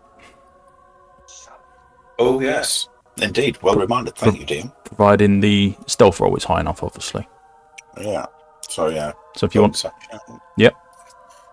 Oh, I am invisible. You practically are. You're going to shoot him before he even knows anything's going on. Right, okay. So... Or at least have a chance to, at least. Right, so with you done, Lyra. Well, I'm going to see what all this commotion's about, because I can't see a damn thing, but I can hear arrows popping, so... Mm-hmm. There's a big beast body right basically on the floor about here. And that is what everyone has been dealing with right now. And as you step out, I think you might be able to see that. Yes, you can. Is that one there, right? That's the one. He's currently eating or lapping up some blood. Oh, okay. Going. Are you guys going to turn one, my monsters? Hopefully. Let's see. Let's see if Lyra gets the hit.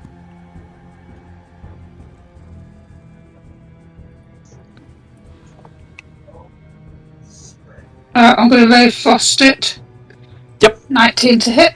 Yeah. And 8 cold damage. Oh my goodness!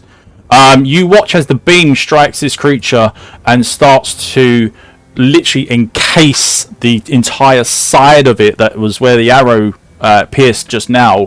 The whole side of his flank has turned to ice, Lyra, and you watch as the beast falls down and perishes. Incredible. Alright, yes, he did turn one, my entire group! Well, there's only 2, so I mean, what do you expect? But anyway, they are gone. You have a body to search, if you wish, and also the creatures.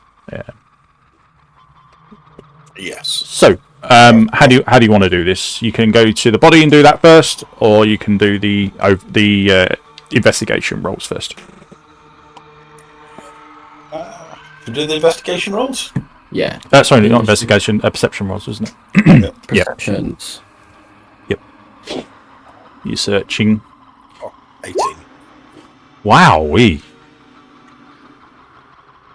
You guys are a perceptive bunch, I can tell you that. Jeez. All right, what's your total, please? 34 34 plus 17, so that'll be 43. 43. Wow. 43 will get you 4 rolls of loot.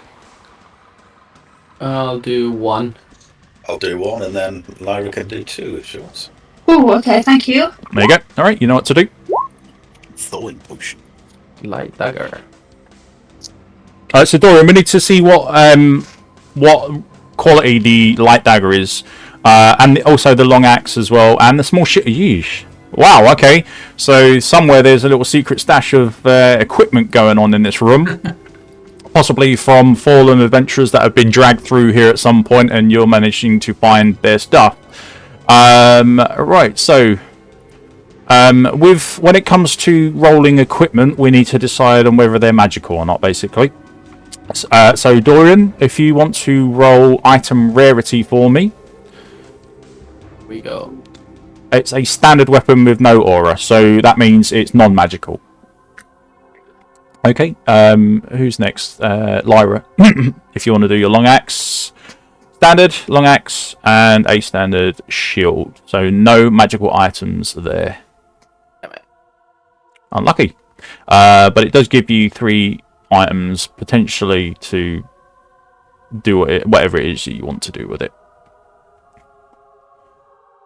Okay, we'll drop that down a second. Don't think. Anybody in need of a long axe or a shield? I mean, I have a long axe. I could probably, depending on your inventory slots, I could take it. Feel free. I don't need it. I've already got a shield, so. I'll take the long axe. Alright. While you guys decide. I'll take the shield if you don't mind. Yeah, here you go. Superb, thank you.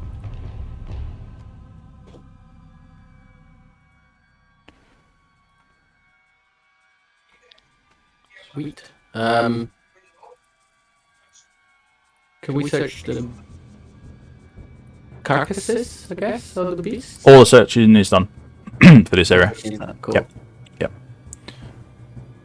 So, right, remember one at a time.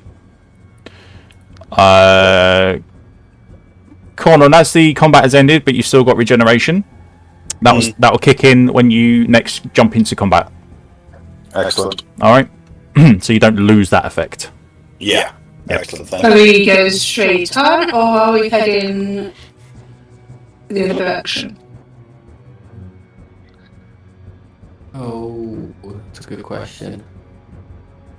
It's a very good question. Shall we go straight down? I did. Yeah. And see. Can I go into sneak, please? You can. Remember, whilst you are sneaking, you are moving at half your speed. So just remember that. That's the trade-off. Yep. So do a stealth roll for me. Incoming. Yeah. Just as I expected.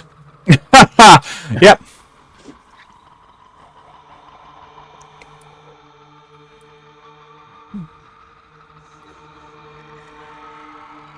I don't need that anymore. Do, however,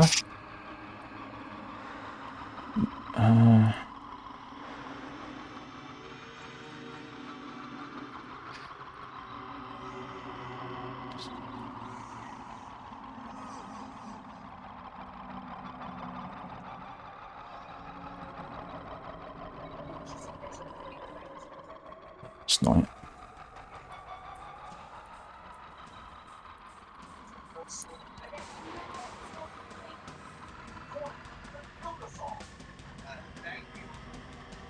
So which way are you going then, guys? We're just going to head straight down here, aren't we? Yeah.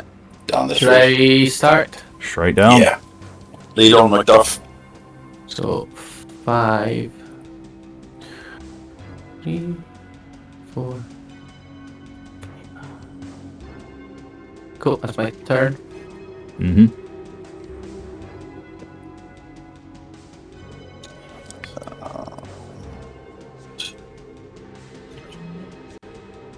I can move through your space, can't I, so?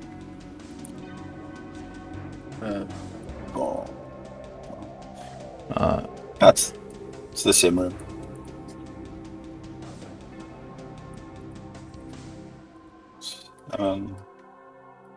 Eight.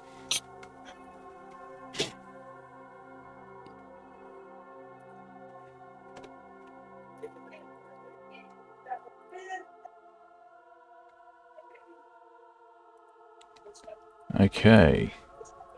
Company, gentlemen and ladies. I'm afraid so. And we're going to go straight into initiative. You're not going to get any chance to jump on these, I'm afraid. They can hear you coming down the corridor.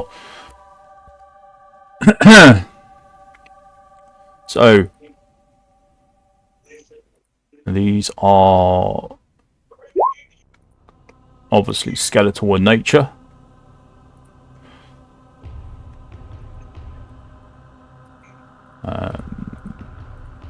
Where's my...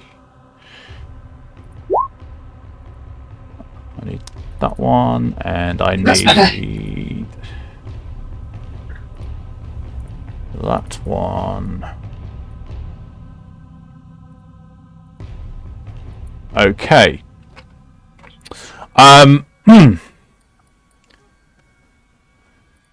Right. Okay then. So I've got 1, 2, 3, 4. I'll roll that one up first. And then I'll roll this one.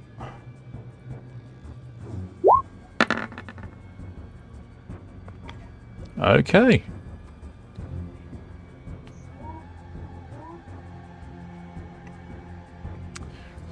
Okay, so what do we have? 12, 11, and 8. Oh, skeleton's got 16, 14. Okay, looks like the enemies are going first. Oh dear.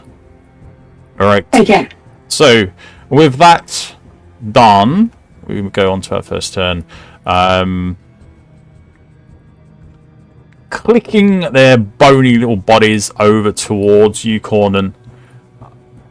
1, 2, 3, 4.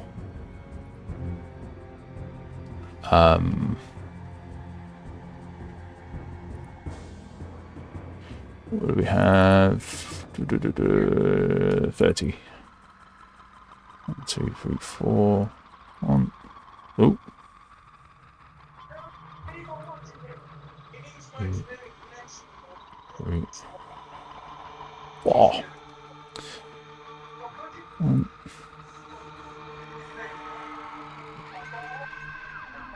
4. 5, 6. 2, 3, 5, 6. Okay. This one's going to rush in as well. So, movement done. The enemies are going to strike. Good luck. Which one do you want to face as they start to surround you? You want to face the big guy that's in front, or yeah, I think it makes more sense. Okay. So with that, we have 1, 2 that can attack from that position with advantage, and that's the 2 ones on the side. So we're going to do that quickly. Advantage.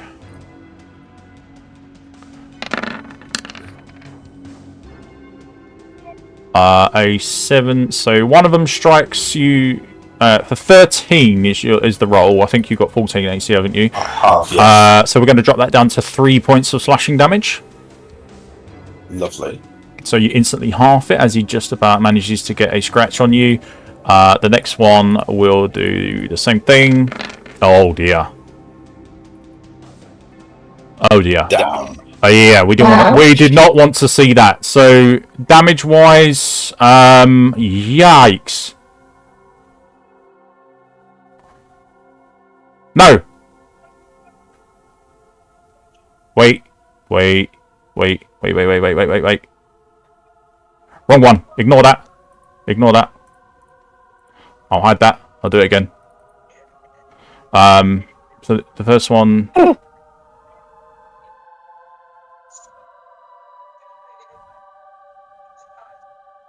Right, so the first one shouldn't have been at advantage. So the first one is a 7. So take your 3 hit points that you lost back. We'll roll that back because that's easy enough done. Because that's the big guy that's come in and attacked. The 2 skeletons are next to him. I'm going to put them that side because it makes more sense. They have the advantage and they hit like weaklings in general. Okay, 21 both times. So 5 slashing. First one takes me down. I'm on 0. Right, okay. The second one is not going to attack. It's going to turn its attention onto Dorian, who is trying to move around sneakily but completely failing. He has moved from there. 5, 10, 15, 20, 25. So he's got 5 feet of movement, but as you are down, he can do so. So we're going to put you... We're going to lay you down just like that.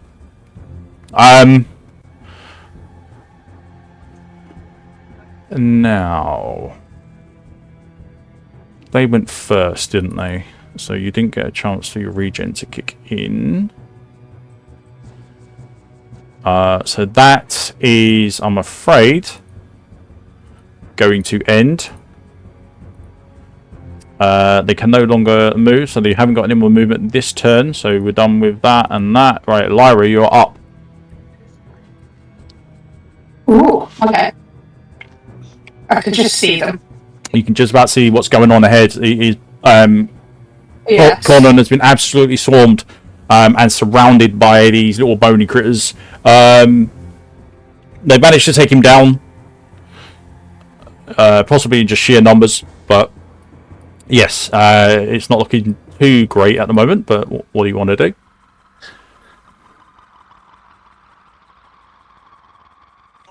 Double 21s, that's insane.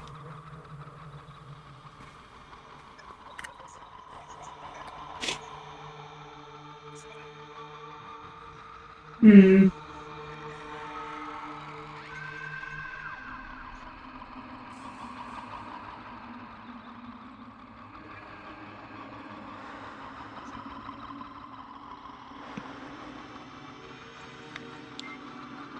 I'm going to try and acid splash these two, Okay. just to try and help reduce the numbers a bit. Alright, so acid splash. If you choose 2, they must be within 5 feet, which they are. Dexterity saving throw or take 1d6 acid. Okay, so the spell save is DC. Okay. The dice rolls on my spells have been rubbish. Well, dexterity saving throws. Let's do that first. See if they are actually going to take anything. Yeah, they easily did that. Another 21 for me. What's that? 3 lots of 21. Yeah, you need to reverse them a bit, I think. What is going on here? A 19 on the die. Woof. And 2 17s on the... Ay. Right, well, can't be helped. The die decides. So that does nothing. They managed to avoid the acid blob that you throw at them. And what's your next action? What's your action cantrip? You haven't got any bonus actions, have you? No, I don't at the moment. Alright.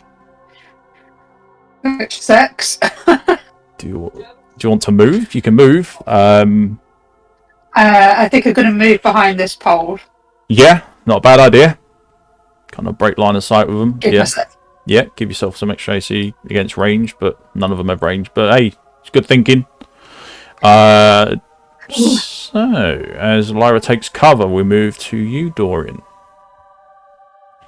I'm not sneaking anymore, am I? No, I mean, you're trying to, but you saw what you rolled. It's like pretty much everything with eyes, or even without, in this case, can know that you are trying to clank around in your armor, trying desperately not to be seen.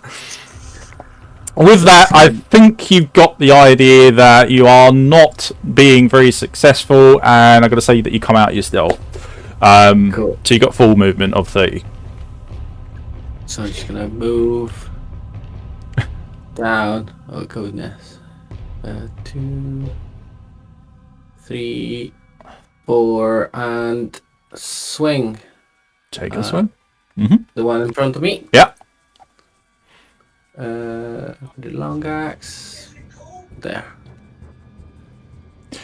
Right. A beautiful 17 roll. Very nice. Not quite a powerful hit, but decent enough. So you do only do 3 points of damage, though.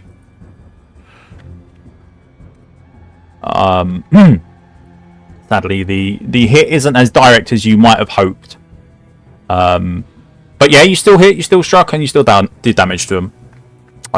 You can see quite satisfying the bones are starting to chip and splinter under the weight of your axe head. Anything else that you want to line up for this turn? Probably just get like a little power stance, kind of like ready to obviously take a hit back. Okay, fair enough. In which case, we move on to you, Cornan. So, Cornan, if you want to do death save for me, please.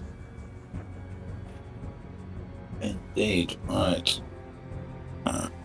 It's just a D20, isn't it? Mhm. Or is it? Yeah. I remember now. Yeah, just straight up D20 roll. No modifiers to it. Well, be thankful it's a 2 and not a 1. Yeah. So you are 1 fail. Dorian, you can look over to Cornan. You can see that he's struggling on the floor. His body just seems to be giving up on him, becoming very weak, very frail. You can see that there's blood pouring out around him as he bleeds out as time goes on. Okay, so we move on to the skeletons. These two are going to move. Well, he doesn't need to move. We're going to do that. Skeleton is going to do a normal strike at you, Dorian. Hits you for 4 points of slashing damage. It does. Where are these rolls coming from? This is insane. I don't think I've rolled under a 10.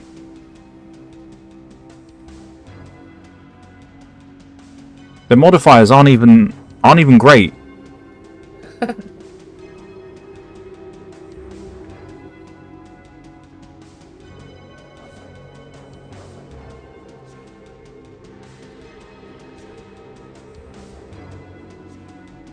I think you need to flip the switch and send us the dice. Yeah, I need to. Yeah, it's these green ones I've got. I like them.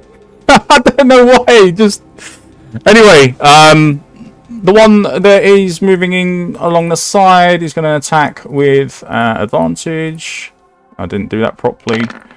Never mind. It doesn't matter. It's a natural 20. Jeez. That's an 8. This is nuts. Yeah. So this is going to be so with these ones, their weapon isn't added into the damage calculation because there's no way to do it. So in this one, it's going to be 8 plus 6. Oh, that's it. I'm 0. You're literally at 0. I am. Crikey. Jeez, these aren't even level.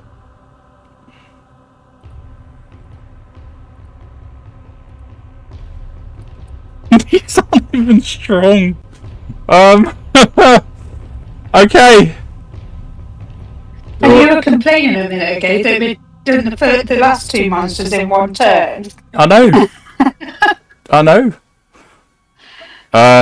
Well. Shit. Looks like it's down to you, Lyra. Got to save the day. There's no healing orbs in this one, so you're going to have to decide what you want to do. Well, hang on a second, because the skeleton's going to come to you. Okay, you just told me. I thought you were telling me it was my turn. Oh, no, not yet. No. We will move these two. I don't think they can get to you. 10, 15, 20, 25, 30. No, so all they can do is get within. I'm going to go there, move them up there, give you a little bit of breathing room. Those ones have already attacked and moved, so that's fine. It's going to stomp over your body. 2, 3, 4, 5, 6. So, you are safe at the moment. They cannot attack. Use this time wisely. As we move on to your turn.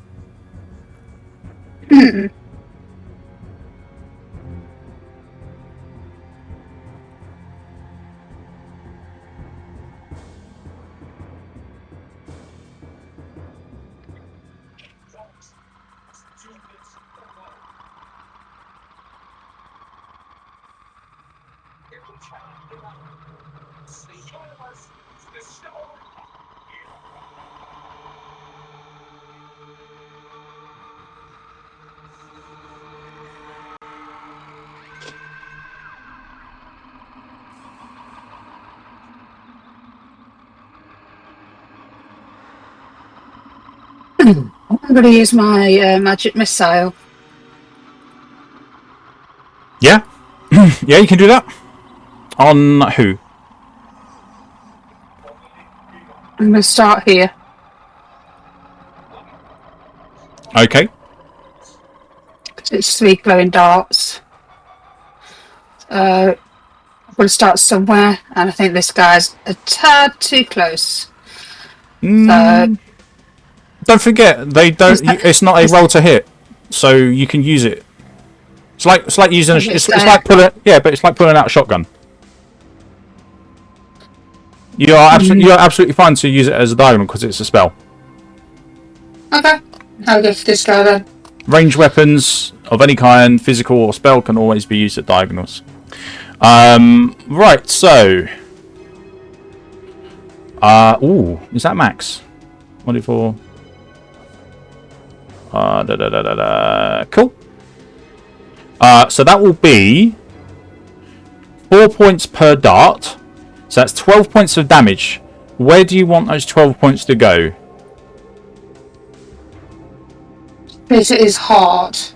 This one here? Yeah. Okay. The moment that you... 2, 4... Yeah, it will have to be all three. All three strike this larger looking armored version of a skeleton. And the sheer and blunt force of this thing, of the spell, crushes its bones under the weight of the impact, and you just see it crumble. Anything that's holding it, any force that's holding it together, just completely dissipates on it.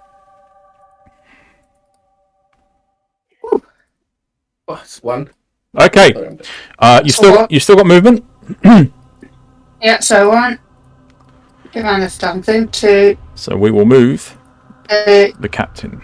4. I'm moving here. Right. Can I ask why? 5. And I'm going to give... I can't remember which one's which. At the moment, don't need to me. This one a potion. Okay. Off my belt. So your magic missile will be your action. This is my free action. Okay. And you are giving it from your belt to somebody else. Right? Yeah. Yes, that's right. Okay. So let's have a quick look on here, just to make sure that is... Usually free action. So, when you are using an item from your belt, and it goes towards someone else, you're using a potion or scroll, using any item from your inventory, no. Use a potion or scroll. Use a second potion or scroll.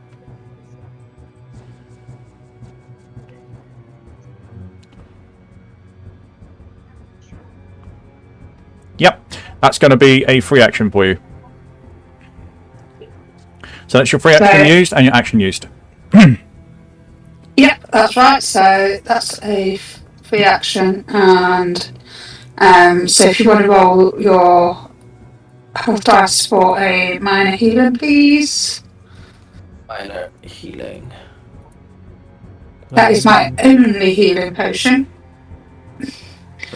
Well, you're administering it, so you should be doing it. 3d3. 3d3.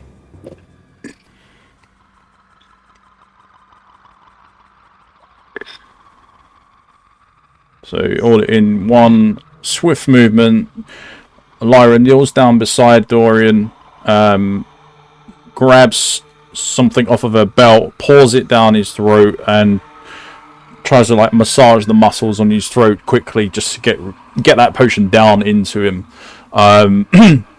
What's your hit points back?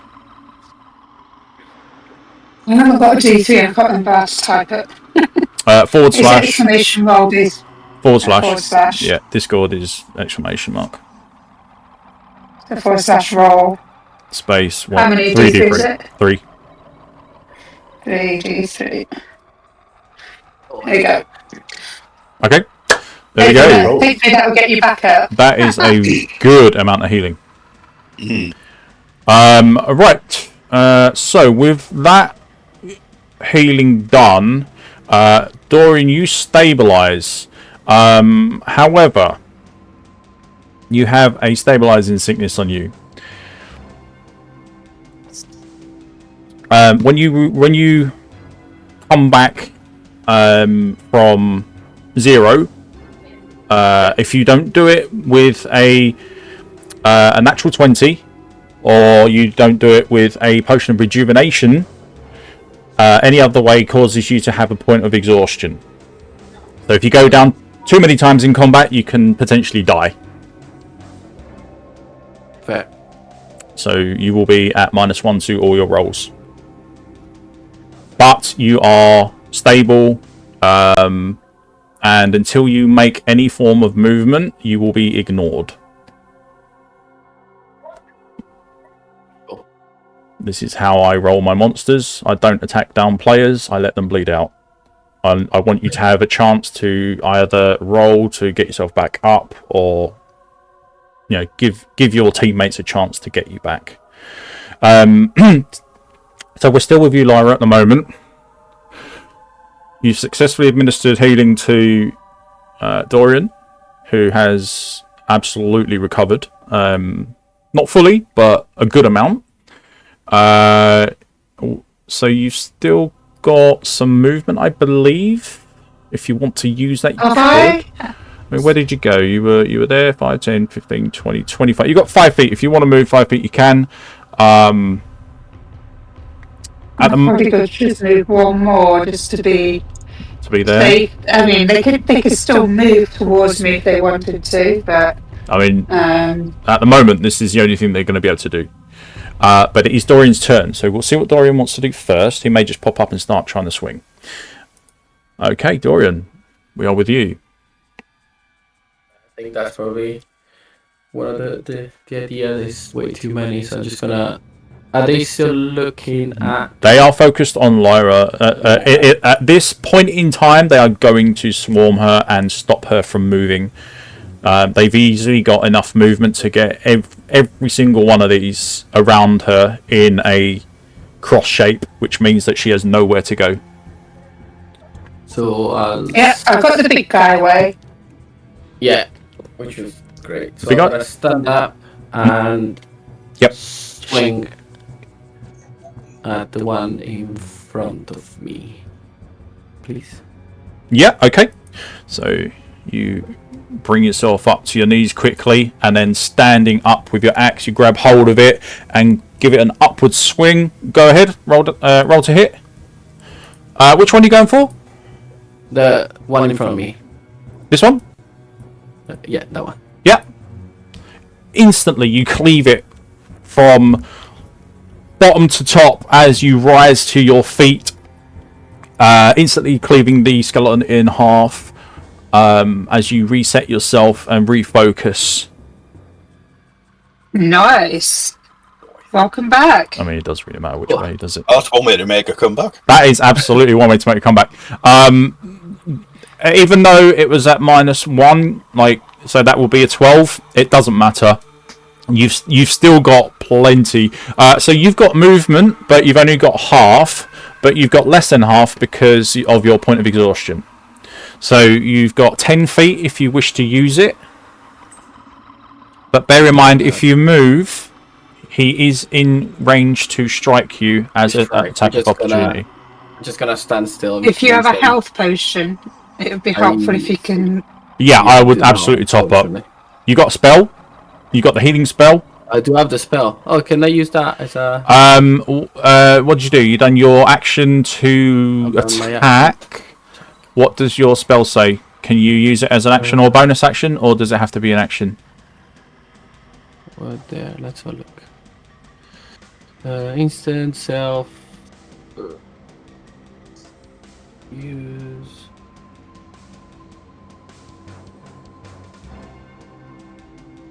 Doesn't say. I guess say if you've got a potion and you can get as far as Cornan, it would be helpful if you could. Yeah. If it doesn't say, then it'll be an action. If it does, if it's not an action, it will state that it's not an action. No, then it is an action, so I can't do that. Oh, okay. And I don't have Yeah. any healing potions, unfortunately. Yep. Because it's a spell, it just works the same way as a spell caster would. Okay, so your action is to attack. You stand and do what? Just face the one that's currently behind me. Yeah, gotcha. Okay, so you're going to track his movements. That's fine. Okay. So we move to you, Cornan. Second death save, please. Did not want a 1. That is a fail. Dun dun dun. So you can Never mind. you can both see that the breathing is starting to slow in pace as the chest movements of Cornan are starting to really slow down. The blood continues to pour out of him even quicker. You suspect he hasn't got long to go before it's lights out. Moving on to turn 3. Skeletons. Skeletons will... I guess this is all they can really do. Sorry, Lyra, which one do you want to face as they come in and enclose around you? This one? That one. Yeah, okay. So he will attack first as he's got your attention. Oh, jeez. This is a straight roll. What is going on here? You know what? I'm not doing it. I'm not allowing it. I'm going again. I don't care. I'll make the rules. There we go. Oh, wow. With a strange fate twist, he manages to miss you. I didn't see that coming out of anywhere. However, the next one does move in and does not have your attention. Therefore, he will get a advantage strike. Don't you dare. Alright, there we go. From 321s to 311s in a row. I'm happy with that. This one, yeah, we'll just hide that. That never happened. Right, so they both clumsily swing towards you and unable to connect. They manage to completely whiff their attacks. Now, the last one is going to move. No, he's not, because he's in combat. So he's going to turn his focus on you, Dorian, and he's going to attack for 5 points of slashing damage. Now, don't forget, you have armor, which reduces that, I believe. So you should be reducing your slashing damage. I don't know how much it is by, but I'm pretty sure your chain reduces slashing. Let me double check. Because that should be the first thing you do. The moment that you get hit, you go, that's reduced by X amount of armor, and then if there's anything else magical wise, then you reduce it that way. But that's your first go-to. The moment you get hit, you go, it's slashing damage, I'll reduce that. So you have is it 3? Removes 3 points of damage? No, removes 2. Well, it's a -2 slashing. So 2. 5, so it's 3. Well, there you go. So it's only a 3-point damage. So just remember that, because that might be the make or break for you. Yeah. So with that, he's took a chunk out of you, but nothing major because your armor is durable. We move to, I believe, Lyra. Yes, Lyra, you are next in line. What do you want to do? You got any touch spells? I don't think I have it at the moment, actually. So, Could do another magic missile. I think I will do another magic missile, actually. I'm going to focus on this one first. Mm-hmm. Ah, number 4. Oh. Excellent. Number 4. All right. Yeah. So, which one are you focusing on? Well, they're both the same, so whichever one you want to kill first. Okay. So 2 darts strike this one from both sides, aiming at his head, and they both collide at the same time. And all you see is just a very thin strand of bone, literally, which was his head, where it's just been compressed so much that that's all you can see.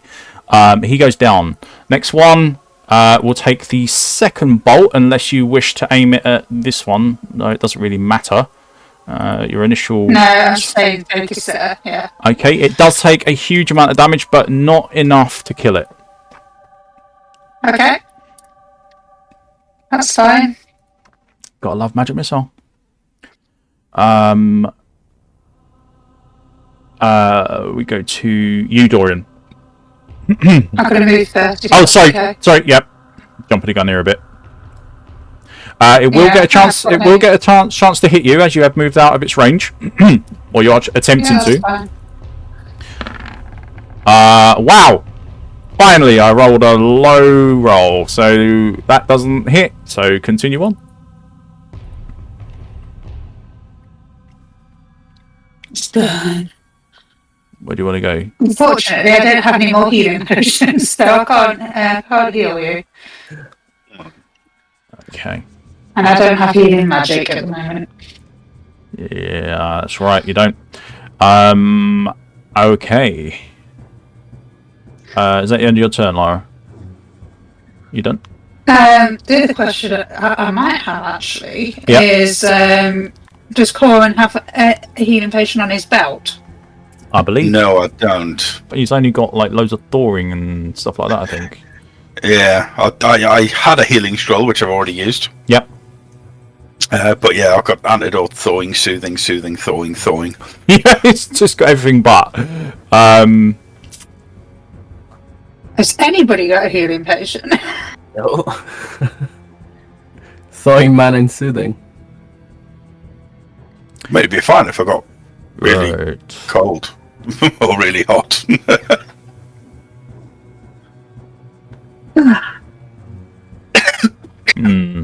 Interesting. Okay. So that's a no-go. Well, it's all down to the look of the dice. Well, I think so. as it is. Right, so we are with Dorian then, if there's nothing else that Lara can do. Dorian, what's your actions? I am going to use my healing spell. Trying to heal for 1d10. Mm-hmm. Nice. And then I believe I get You get regen. Yep, you get 3 turns of regen at 1 plus your con bonus. So that'll be 4 per turn. Very nice. It's a regen tank.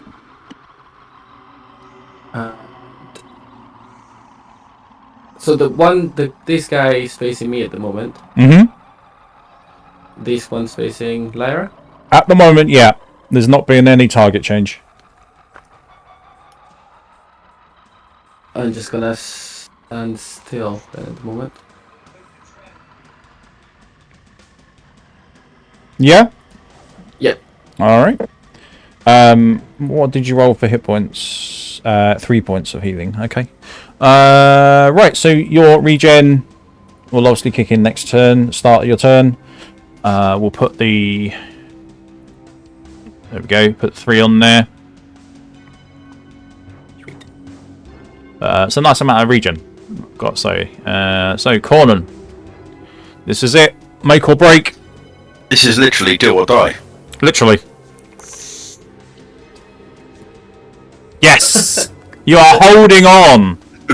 Pulled it out the back. You are holding on somehow. You are not ready to go meet death just yet. Okay. Skeleton's turn. Don't need skeleton captain. 1 attack on you, Lyra. 13 to hit. I believe you've got... Yeah, you've got 12. So you take 5 points of slashing damage. And this is on Dorian. And 18 to hit for 4 slashing damage. 18 to hit, and that's hit, and it's 2 because of my armor. Correct. Sweet. Now you see the importance of that heavy armor, or medium armor, I should say. Heavy armor is even better. Okay. That's all they can really do, so don't need to linger on that for too long. Lyra.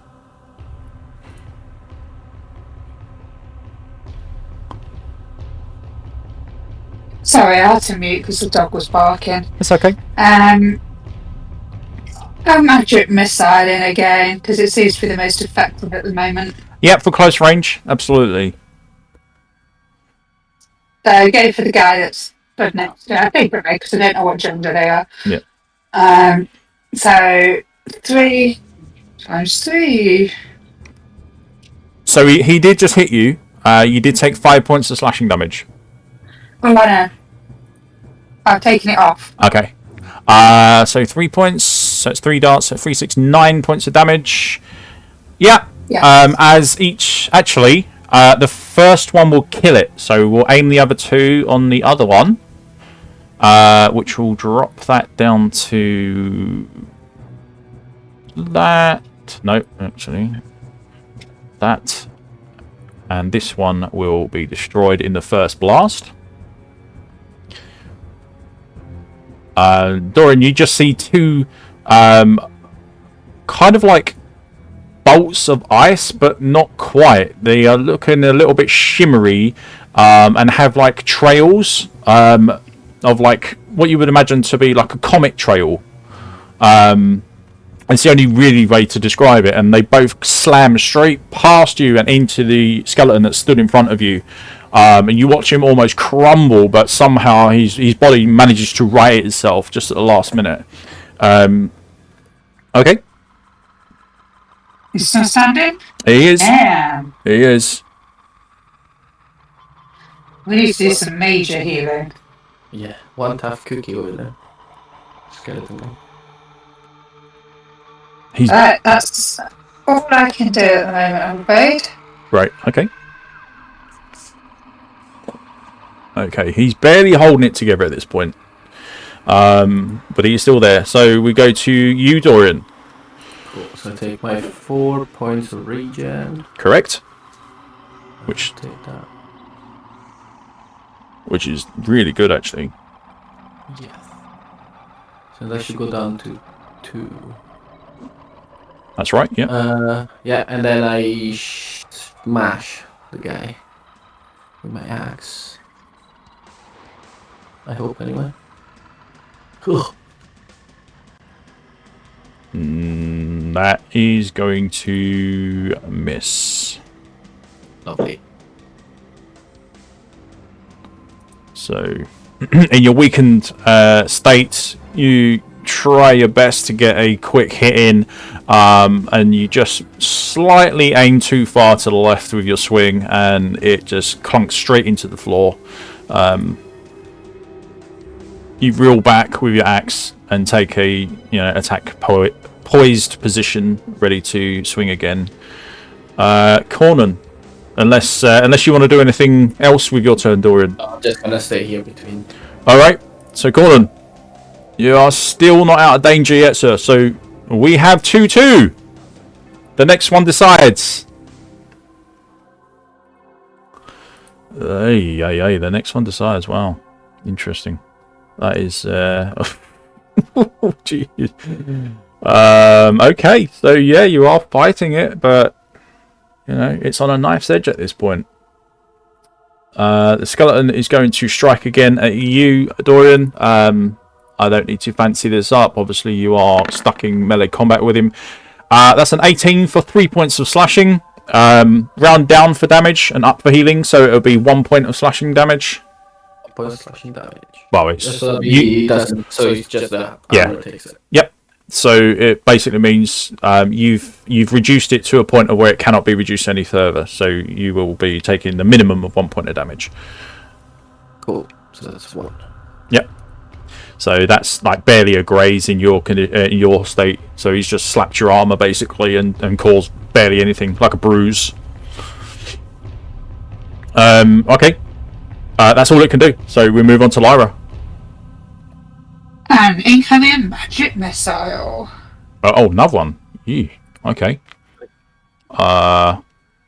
This seems to be quite effective to these guys.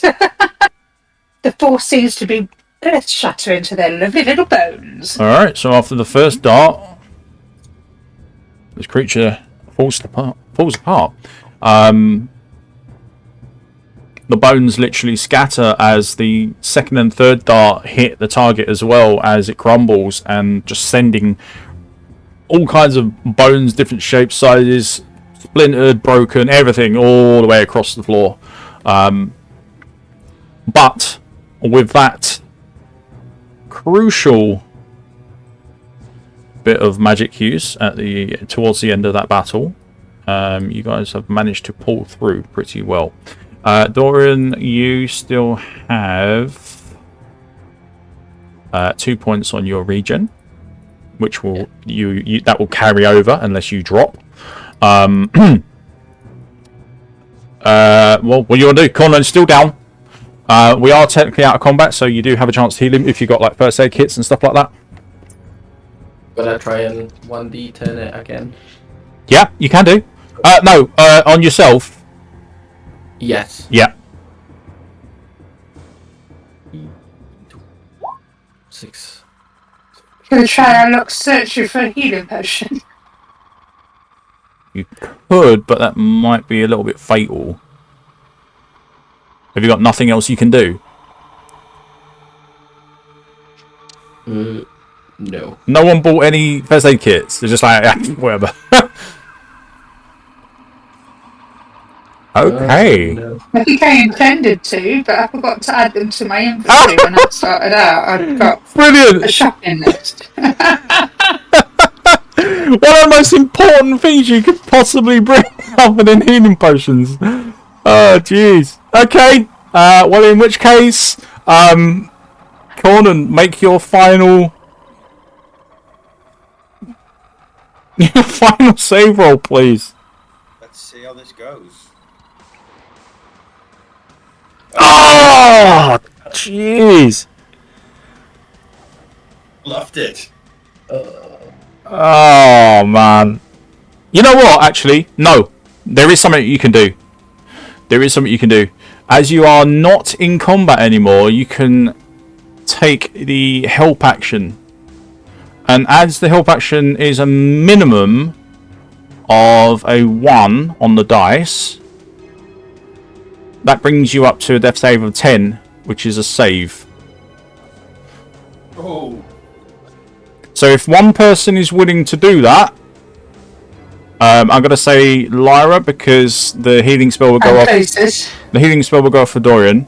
So Lyra, as you are looking around for ways, any way at all that you can find a way to stem bleeding and do anything at all, you find on the skeleton captain that fell, you see that he's got some, like, they're kind of dirty, but they are durable enough. There's some rags that he's got, and you can quickly rip those off of his frame, and use them as, I guess, like bandage in some ways to try and stem the bleeding. It's not going to work fully, but it will help the process. So this will be your contribution to helping. Cornan, yeah, your 9 becomes a 10 at the minimum, the very minimum, because Lyra would then roll a D... is it 6, I think? Or is it 8? It's one of the two. But either way, it doesn't matter. Even if it's the lowest roll you can make, you only needed a 1 to push through. And therefore, and it's not cheating because it is part of the game that I've created, you are stabilized. You are still at 0 HP. No, 1 HP, sorry. But you are stabilized. So we just need to go on a hunt for some healings now. Yeah, because you are in bad shape. But as you come to, you can see a very worried Lyra leaning over your body, trying her best to try and patch you up as best she could with the limited amount of healing potential that she's got. She's somehow managed to help in some minute way to stop your wounds from deteriorating any further. And through sheer force of will and the willpower to want to live, you've managed to pull through from the brink of death and awaken to, I would say, a very relieved Lyra.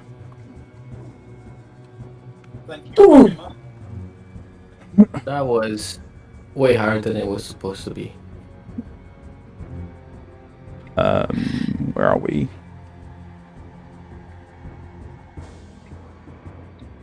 Yes, I think we need to do some searching. And hope we can find something to heal him a bit better.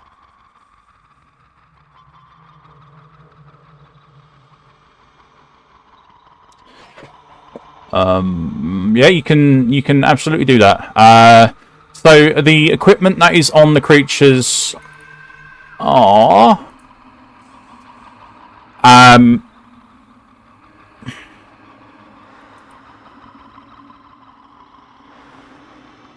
what do we have? That's the skeleton captain. Okay, so you find a short sword on this skeleton captain, which is not damaged. It is at really good condition. So when it's not damaged, it's just at max durability for that weapon. But the four, if you like, median skeletons, the standard skeletons, have a damaged short sword each. So those ones are at, 1 durability each. Really, very close to breaking. I don't think actually skeleton has. Each of the skeletons wear damaged leather armor. The skeleton captain also has damaged leather armor. So you've got 5 sets of damaged leather armor. I take it Cornan's getting up. You did come back on a dice roll, so therefore you are going to be suffering 1 point of exhaustion as well, Cornan. But you are alive. Even if badly beaten and broken, you are somehow being kept alive by the triage that has been administered to you. So yeah, what else do we need to do? We need to do loot. Can't find what I'm looking for. It's the special rolls. Take a help action. Yeah, it's a D8, and if you're in combat, which you weren't, it's a D4. So there you go. So you can help each other in a way to get better rolls. Okay. All right. It's not always going to work, but it gives you that extra edge towards recovering. But if obviously you're in combat, then it's much harder to do. Okay. Well, I'm a little bit in shock at the moment. I never expected that to go that way. But you've pulled through, and I'm really proud of you guys. Actually, well done to Lyra for her quick thinking with the magic missiles. You're probably out of spell slots now, I think. Probably, yeah. I would say so. I mean, I used 3. Yeah. I don't know. How many did you get? Is it just 3 for level 1s? Mind you, you're level 2 now. So, you're level 2 now, so it should update automatically for you. So the moment I set your character sheet to level 2, it will update those spell slots. So you will obviously get those back. It doesn't say the slots remaining doesn't update. Does it not?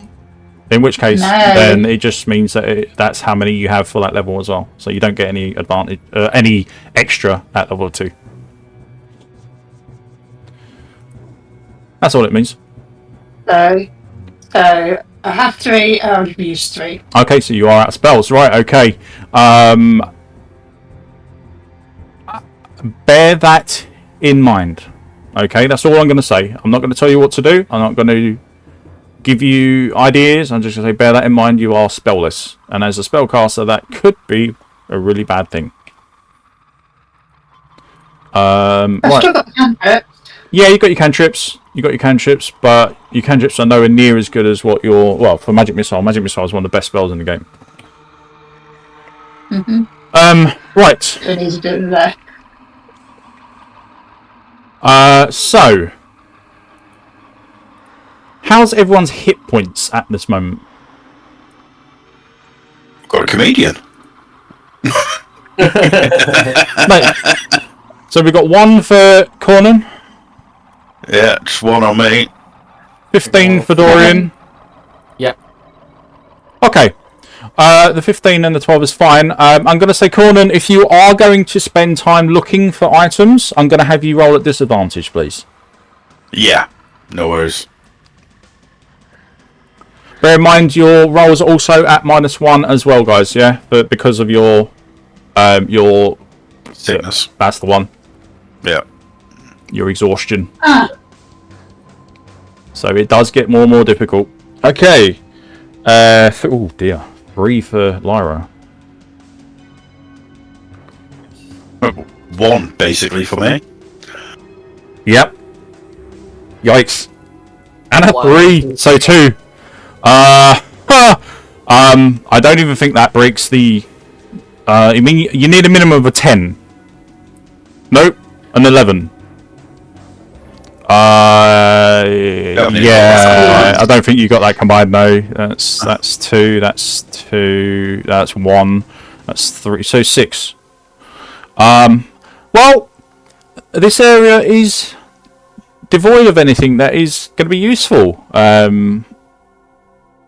I guess the previous area that he was where the battle commenced, and you managed to pick up the scraps of weapons and armor that were left behind as a result. But in this area, nothing. The bodies contain nothing in their skeletal forms. There's just nothing really of value on them, other than their weapons and armor. So you are welcome to take the weapons and armor.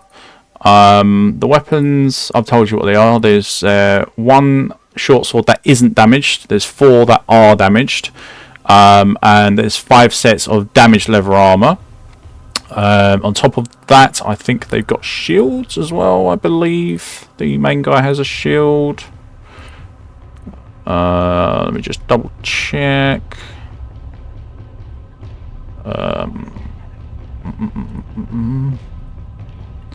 Level 2, Skelly Captain. That will be a yes. He does. He has a just a shield. It's not damaged. It's just got it's standard durability. So it's maxed out durability. It's only his leather armor that is damaged. So you can take any of those. I don't think the other guys. I think they just have weapons. I don't think they have any shields. I could be wrong. Yeah, just weapons for them. Okay, so that's your choice of loot. Pick up what you want, and then decide where you want to go or what you want to do.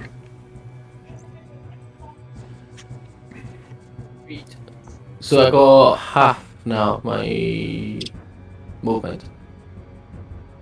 No, you can move 5. You lose 5 feet of your movement. So 5. as you're out of combat, it will be total of 55 instead of 60.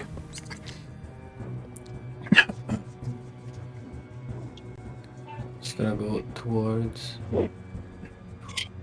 5 Yeah, let's be careful. and just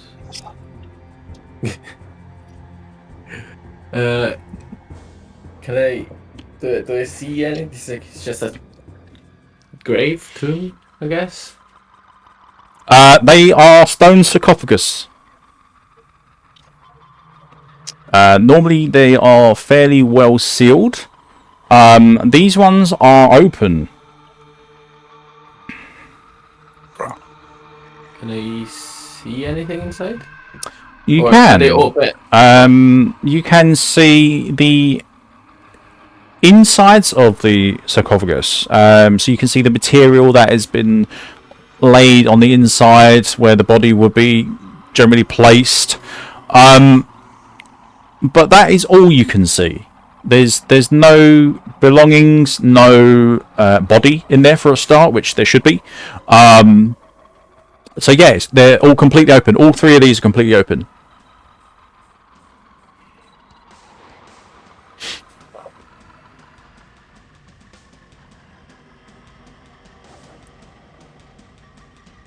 That's my movement, I think. Almost.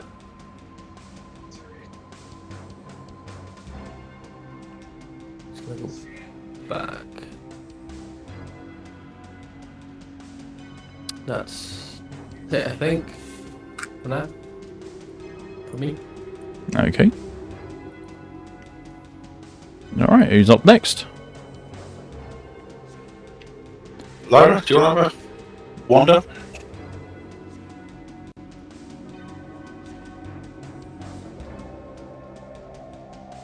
Crikey. She's probably on mute. I was on mute because my dog was barking, but I wasn't trying to talk for a change. What's the plan at the moment, Lyra? 25, 30. I'm expecting these. There's a whole row of them, isn't there? So these are open. So as you pass by, you can see that they have been shoved open. You're not sure by what? Interest? No, they are completely empty. There's no bodies in there, which there should be. There's no belongings, no form of loot that you can take. Nothing. All you can see is just empty sarcophaguses. Sarcophagi? I don't know. One of them. Yeah, that one. Yeah. Okay. So nothing dangerous. No. Or trying to leap out at me. No, completely empty.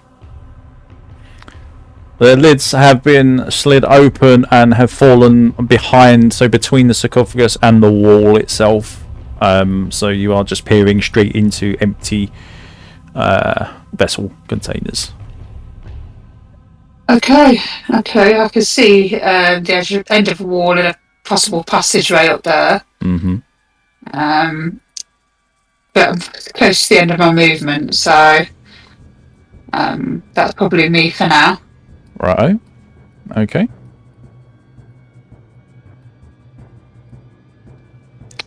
Okay. Interesting. Let's see what's going to happen. All right. Cornan.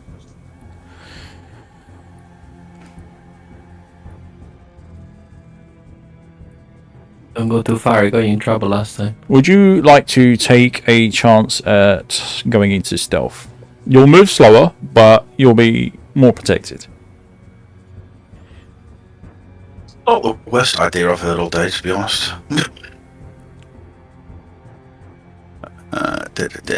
Normal roll. Yeah. I mean, considering your weakened state, that does actually check out, really, doesn't it? So Yeah, that kind of fits. very well. Fuck, I'll go for this one. Can I search this body here? Yeah, don't see why not. Go for it. Quick search. Healing potion. Quick search. No, antidote. A potion, but not the one you want. Correct.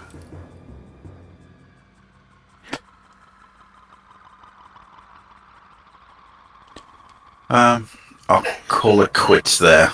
Yep. I don't blame you. Yeah. All right. So back to you, Dorian. Oh, I'm just gonna walk down, join a party.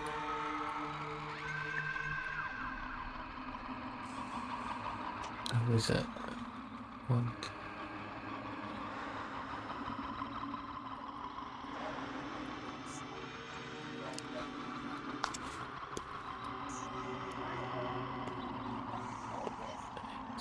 Oops. And 9. That's it. Okay, Lyra.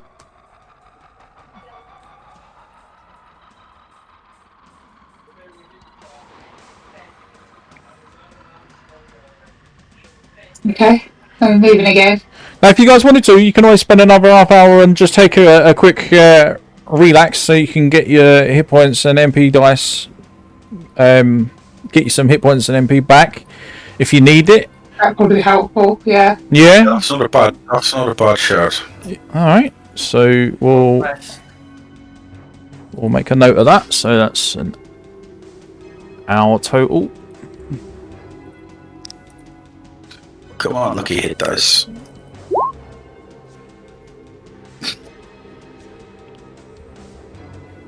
Oh wow! Yeah. Wow! I think the gods have spoken on this one. What's all this about? Yikes! How many hit dice you used? Is it just one? That was my last one. Oh, okay. You used one in the previous used one rest. previous, Yeah, yeah. gotcha. That hurts. You know what? Actually, no, it's healing. No. It's not. It's if it was for your level HP, I would allow you to re-roll it. But as it's healing, I don't do re-rolls on those. Well, okay. So an extra hit point. You have 2. Okay. Okay, what Could have been do I better. need to roll? Where am I taking the hit dice from? What are you? What's your intention, Lyra? Are you just trying to Just to heal? heal a bit. Okay. Yeah. So on your character sheet, if you go to the center bit where it says your temporary HP, just to the left of there it says hit dice. Yeah. Click on hit dice however many times you want. You've got 2 uses at the moment. Okay. So 3. So I can just 10. Are you using just 1? Yeah. Yeah. Okay. So that will drop down to 1. And there you go. I've just done that. Okay. If you want to use mana dice, you can. If you feel you need to. If not, Yeah, I've used my mana dice. I've got a nice round 1. Yep. So for the mana dice, you actually have to do it manually. I'm sorry, but that's the limitations. I'm afraid that there's no way to get it. Well, there is actually a way to do it if you want to, and you can do it with the potions as well. So all you got to do is click, and it will roll it for you. I'll go through that at the end of the game, just so that you guys can make it a bit easier for yourselves. So yeah, okay. One for Cornan. What time are you planning on wrapping up today? It's 4:15. Probably about 15 minutes. Let's see what happens. Right, so guys, serious question time. I know you've just had your 30-minute break and you are rearing to go and slightly healed up. Well, even slightly is a bit of a big exaggeration for some people, but Proportionally, You- hit points that one. that's true. Yeah. Percentage-wise, you're the highest. That's the optimist. That's the optimist. Silver lining and all that. Absolutely.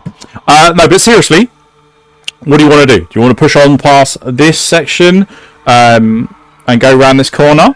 Or do you want to back up to safety and go to town? Obviously, it's going to incur you a little bit of a time penalty, but you will get there safely enough because you've cleared the route. What do you want to do? I think heading to town will probably be. I mean, you've got some loot. You've got some loot, haven't you? Yeah. So you can sell some stuff, and yeah, all right. So that makes sense, right? So Yeah, we are okay. So what I will do is then I will take 1, 2, 3, and direct you guys over to the steps, because that is where we are going to pick up back on this level. I'll worry about getting the the debuffs and stuff like that off of you later on. But now we'll just go straight back To Tristram. to Tristram. So you are managed somehow by sheer grit and determination. You manage to get back to the surface. The eerie red glow of the church greets you as you reach the topmost level of the church, and you step forwards away from potential danger, out into the safer areas of the town. You currently stand outside the church. Not much has changed since you've last been here. I believe in total you've probably been in the dungeon for about an hour and a half, I believe. So you've got your 2 rests, which is an hour. Your session ended. Your session started at 9. Game time ended at 9:30. Yeah, so you've been down there for about an hour and a half to 2 hours in total. Given the times that it takes to traverse the levels, etc., etc. So yeah, you would have spent another half an hour just trying to come out of the church itself and getting around all the different rooms and the passages that you've passed down. That makes the time, although it's hard to tell, it does make the time now 11 a.m, which is a really nice time because that means everybody is awake. Everybody, the town is in full swing in terms. Well, it would be if there was any trade at this moment, but there isn't. But everyone is awake and doing their own thing, and ready to receive visitors, or if you want to call yourselves that. So what do you want to do? Where do you want to go? You don't remember you've got infinite movement, so all you need to do is just put your token wherever you want to go on the map, and we will interact as we need to on that. So it's in your hands. What do you want to do? Just head back. Oh, Cornan is just rushing to the pub. I need it. Speeding down. I would love to get to the pub. He was hobbling yeah, all the way out, and yeah. now running to the pub. Near death comes back. Is like, to the pub, lads. To the pub. First thing, to the pub. Healer, no, to the pub. He even jumped the wall rather than going around it. Just I volleyed it after straight over.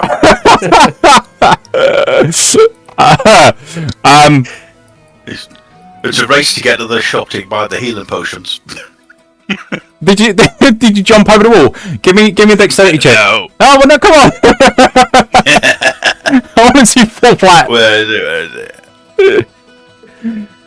Can't say it and not do it. Select Lyra. Oh, 15? Yeah, you just gazelle over it, it's fine. I was wondering if the bad rolls would still be happening. I wouldn't have been surprised if a 1 came out there. You just think you made it and then you just catch your toes on the wall and just face plant on the floor. Just a jagged bit of rock catches your toe. Oh dear. Anyway, go on, Lara. What's your... I can't select it for some reason. You can't?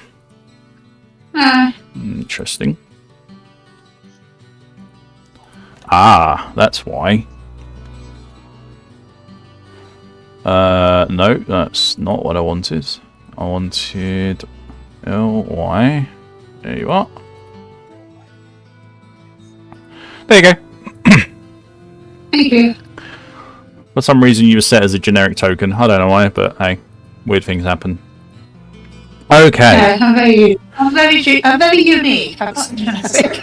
So very very bad. I don't know if you would class this as a triumphant return or not, but I mean, you've managed to kill a few demons, some undead while you've been down there. You've explored quite a bit, so that's a plus. You found some decent loot, although two of you have gone down and are now, at this point in time, exhausted. One of you nearly died. I don't know if this is a successful trip or not, guys. I mean, you're all alive. Don't tell them that bit. You're all alive, so technically it is a successful trip. I don't know.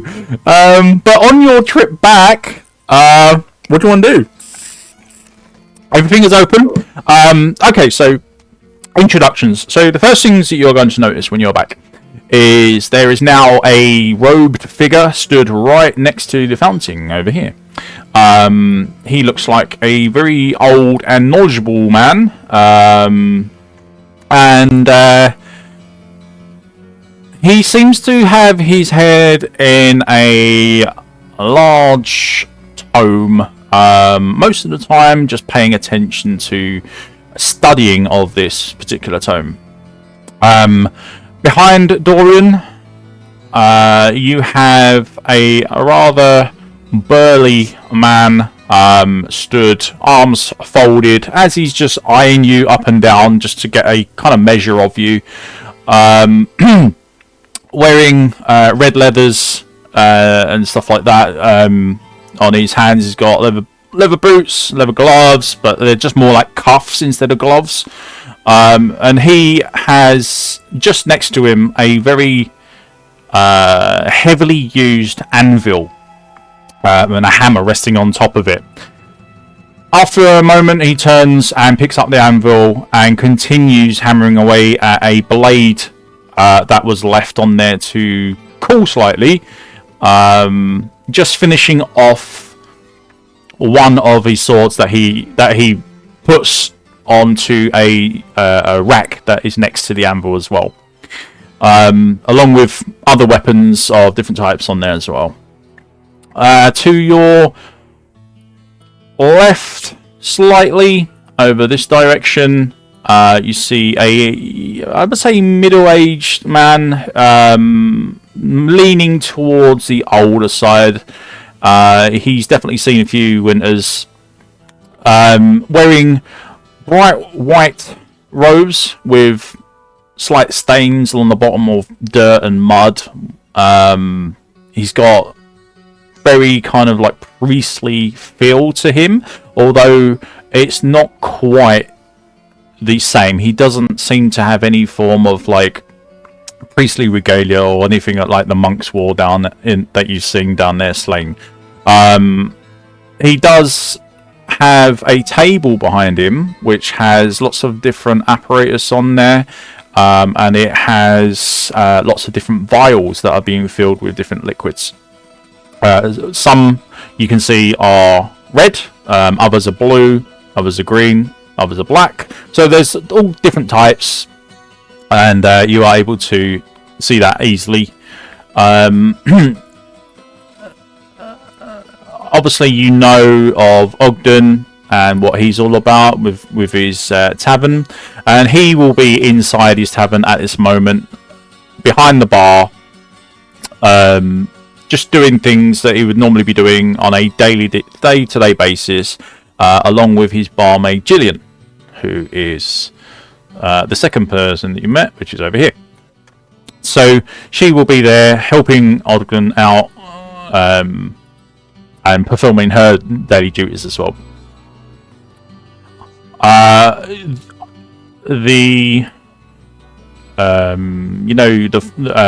the drunk, so he is basically where he normally plonks his ass to get drunk. He is over there. So the other, if you look further afield, you'll see the shack on the northeastern side of town. I can do a focus ping for everybody. This is Adria's hut. This is the hut that you pass by on the way into town. just off the beaten path to where the cow field was. She is steeped in a lot of mystery. Not a lot of people know much about her. She appeared recently during the times of the struggles that the town was having, but she can help with certain things of a magical nature, so always worth considering speaking to her if there's anything like a stable you wanted to get, you wanted to buy or sell, then that would be the person you would go to. So with that, yes, you've got the smithy here, the blacksmith, Griswold, who is stood over by his anvil at the moment and is just finishing off his recent creation. So, where would you like to go, and who would you like to speak to? Initially, for me, I'd like to go to the Danny? apothecary. Yep. Okay. And sell the vast majority of what I've got and buy some healing potions. Okay. Right. Not a problem. So move your token over to where you want to go, which is the chap in the white. Now he does offer you some things. So the first thing is he has a service that he offers to people who he can see are clearly injured. And you can't hide this. You are basically returning like you've been in a war, and that you have survived it somehow. You've got bandages around your head and your arms, and whatever you can find places to bandage, you are wearing them. They are blood-stained, and it's clear that they're from you and not from anyone else. So he looks you over as you walk up to him. Give me a moment. Let's. Where are we?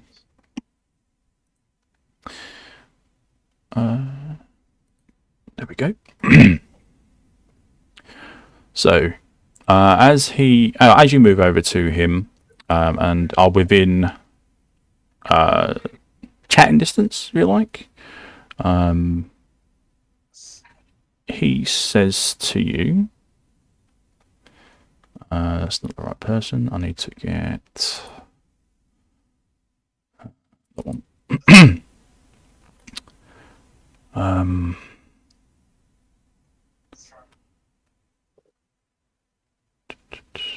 yeah, there we go.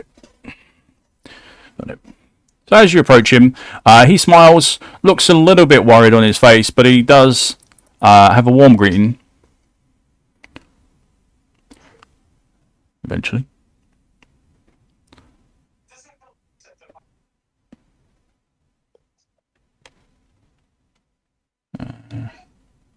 What ails you, my friend? There you go. So it did work. I thought it wasn't going to work, but it did. So he says, what ails you, my friend?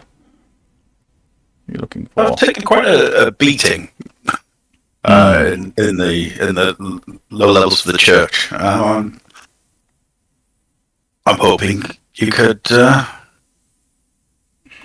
fix me, for want of a better term. Nods, and he points to some of his wares that he has. In general, he sells. What's his stuff? Lists. He has on offer. He has 6 minor healing potions, which is pretty much what you're going to be after. 2 antidote, 2 thawing, 2 soothing, and 1 stamina potion. And stamina will cure your can never remember the exhaustion level. You do also see that he has other things as well, but your main focus is on the healing potions. He does have various kits behind him. He also has various tools of certain types, quivers of arrows as well that he oddly sells. Keys, you notice he has a key. And it looks very important for someone who is kind of dabbling in keys and locks and picking them, this does seem to be a very well made, like master crafted. Obviously you would have a keen eye for this kind of thing. Not many people would, but you can see clearly that it's a master key. So as you know, or as you would know, given the knowledge of your rogue, master keys are extremely valuable. They are extremely rare and not necessarily easy to come by. But if you do, they will open up any lock of your choice once. Only I had the money. If only. Yeah, they are quite pricey. Yeah. But yeah, I 16 potion. Sorry, go on. I asked the shopkeep, the herbalist, if he would be open for a trade. I have a number of other potions. Would you be willing to trade these potions against 2 of the healing potions? He nods and says, "My friend, I'm always looking for trade, if you want to call it that. I'm more than happy to buy anything that you have, providing the price is right, of course. Let's see. What do you have here? I've got 2 antidote potions. Okay, let's tally that up. Okay. So yeah, 2 antidote potions, 3 thawing potions.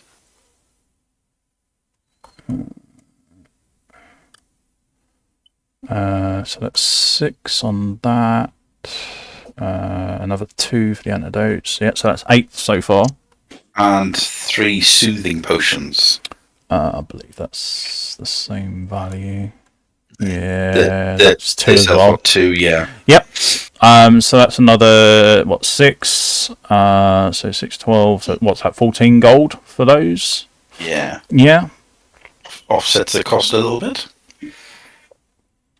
Yeah. So if you want to do that, then we'll take 14 gold off of whatever you're buying, and then you just have to pay the rest that's left over. Yeah. So yeah, I would like to purchase.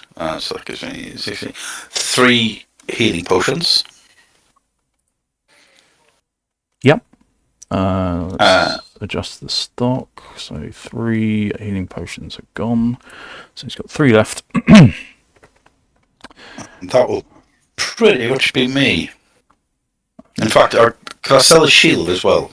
Or would the blacksmith for that? The smithy will take that from you. Yeah, smithy. Cool. That is all. Thank you very much for your assistance. You're welcome, my friend. Oh, before you go, Yes. I can't help notice that you are pretty bad for wares. So I'm going to offer you a service, which you don't have to take, but I feel it might come in handy for you. And he reaches down to a poultice that he's made of obviously like crushed up mixed herbs and some liquids and stuff like that. And he says, "No, I can't give this all the time, but I will happily give this to you because of how severely injured you are. So what we're going to do is we are going to say, okay, what happens is he will give you this the poultice, and he says it's absolutely free. Okay, there's nothing that you need to pay for. There's no service that I require, but these are limited. I can't make them as quick as what people might need them. Very much appreciated. Thank you. Okay, so as you apply the poultice to yourself, if you do, it will give you 8 hit points back straight away. Like, Oh, very nice. no rolling, no nothing, just 8 straight up. You gain your base amount of HP for your class. So that is, I believe, a D8 for a rogue. So yeah, you get basically a level of hit points back. It'll only do it up to 3 times per day, so per game day. And you will. So you can have one. The sorcerer and the fighter, potentially you could have one each, but it's only offered to anyone who has 10% or less in their hit points. Okay. Definitely have that. Yeah. Fair. So he kind of looks. He's got a way of evaluating people who come to visit him, because he's obviously a very skilled apothecarian, and he offers this free service as just a goodwill thing, you know. He doesn't want to see anyone dying in front of him, so he'd more happily give out these poultices that he makes. In general, they were made for like medicinal purposes for the town members and stuff like that. But obviously, that shrunk now because everyone's been murdered, so he's got no use for them anymore. So he gives them to traders or travellers that come by. If they're having any hardships, he'll give them to them. So that is an option that you always have. If you want any information about any of the services that are offered by the NPCs, if you go to the systems and mechanics section and then scroll down, and you'll see town services handout.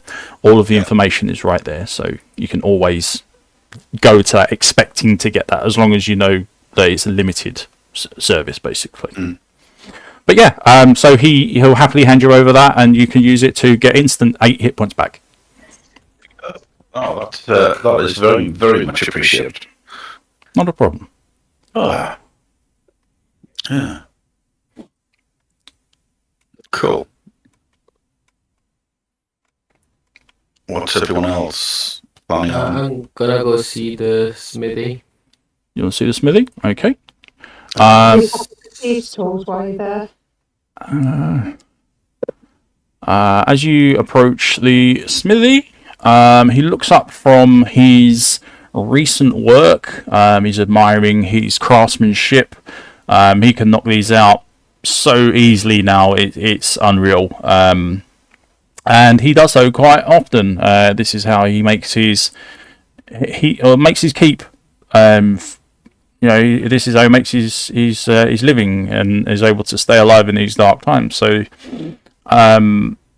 as you approach, he bleats out in a very gruff kind of voice. Well, what can I do for you? Right, I've got some things I'd like to sell you. He nods. Okay. I have 2 short sword, 1 dagger, well, 2 light daggers, I guess. 1 second. I need to get the list armory. Don't need general anymore. Right. So whatever their value is based on their condition. So bear that in mind. So what are you doing? You're selling the non-damaged ones? Yeah, I didn't pick any of the damaged ones. I only have two good quality, or full short sword. I see. Right, okay. Good quality light dagger. Okay, so the short sword sells for 2 gold. The dagger, did you say? Yeah. 2 gold as well on that one. So I get 8 gold back. Sweet.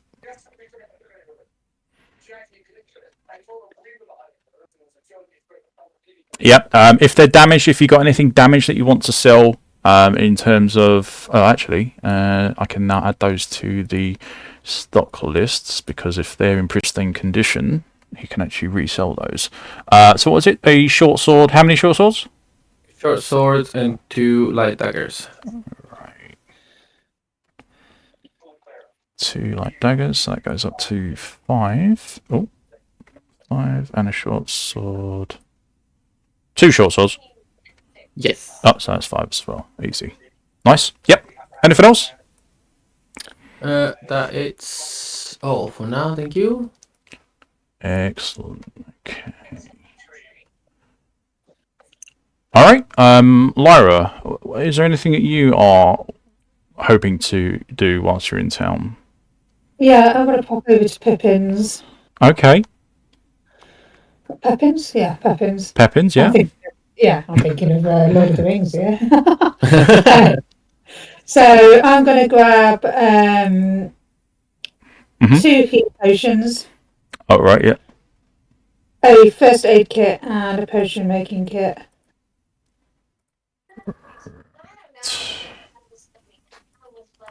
Let's just remove those from the stock. That's Griswold's. That's Pepin's. So you wanted a first aid kit? Yeah. Yeah. So he's now down to 0. And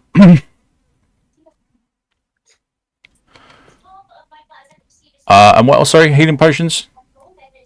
A first aid kit, a potion maker's kit, and 2 minor healing potions. Oh, very nice. Okay. Yeah, so he's got 1 remaining. Lab the 1 remaining, please. Yep, no worries. So he's out of healing potions at the moment. Okay, great stuff. So we'll save all that. All right, the stock levels are now upgraded and are current. We need to get some stuff identified as well. Mm-hmm. Do you want to do that whilst you're in town? Yeah, On this visit? What's the cost on that? The cost is 100 gold, I believe. Yeah, no. Let me just check, because I think it is. Where are we? Town services.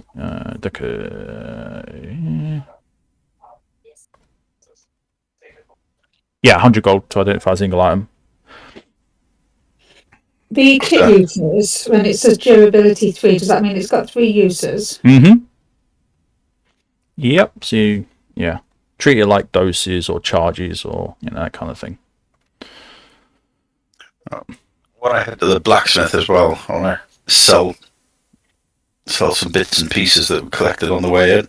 Right. Okay. So any damaged stuff that you sell him will count as scrap, and he'll use that to make the pristine stuff, so the full durability. What is it that you are looking to sell for?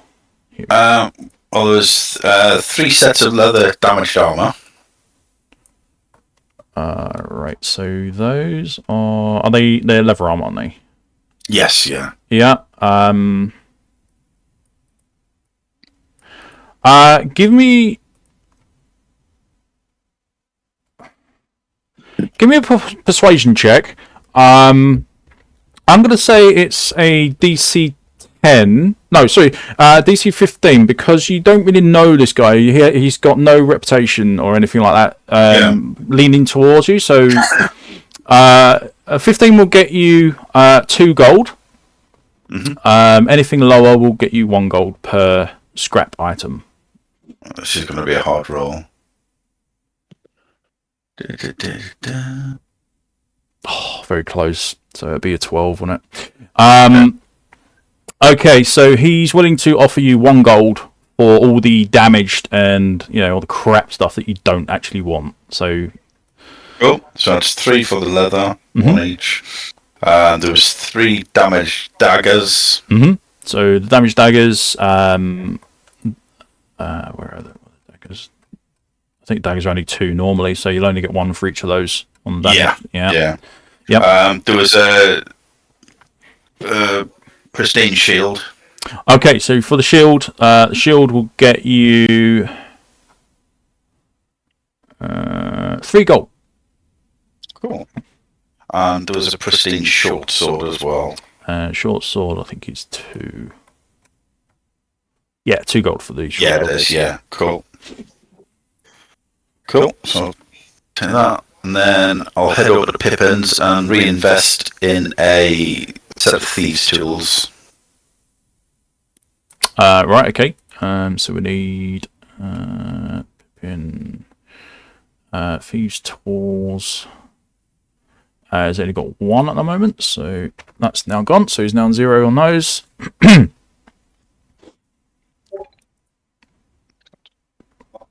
All right. Anything else? No, that concludes. Business is done. For me. Okay. Just before you leave, Pippin looks to you with a very can we say, like a hopeful expression on his face. And he leans in and says to you with a very serious sounding voice, I'm glad I caught up to you in time. Our wells have become brackish and stagnant, and some of the townspeople have become ill drinking from them. Our reserves of fresh water are quickly running dry. I believe that there is a passage that leads to the springs that serve our town. Please find what has caused this calamity, or we all will surely perish. That is definitely not good news. indeed. I'm sure that we'll be able to look into this. He smiles and says, I am sorry, my friend. I do not wish to lay this heavy burden on all of you, but there's no one else that can help us. Please, as you are down there, lend the village your aid, and we will see what we can do in return.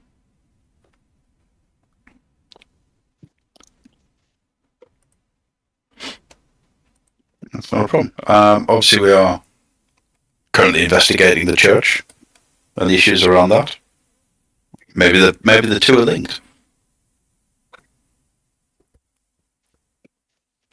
It is quite possible.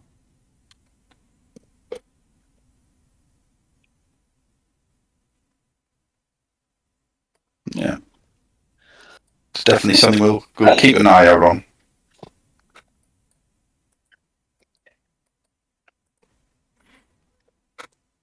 Excellent. Thank you. Super.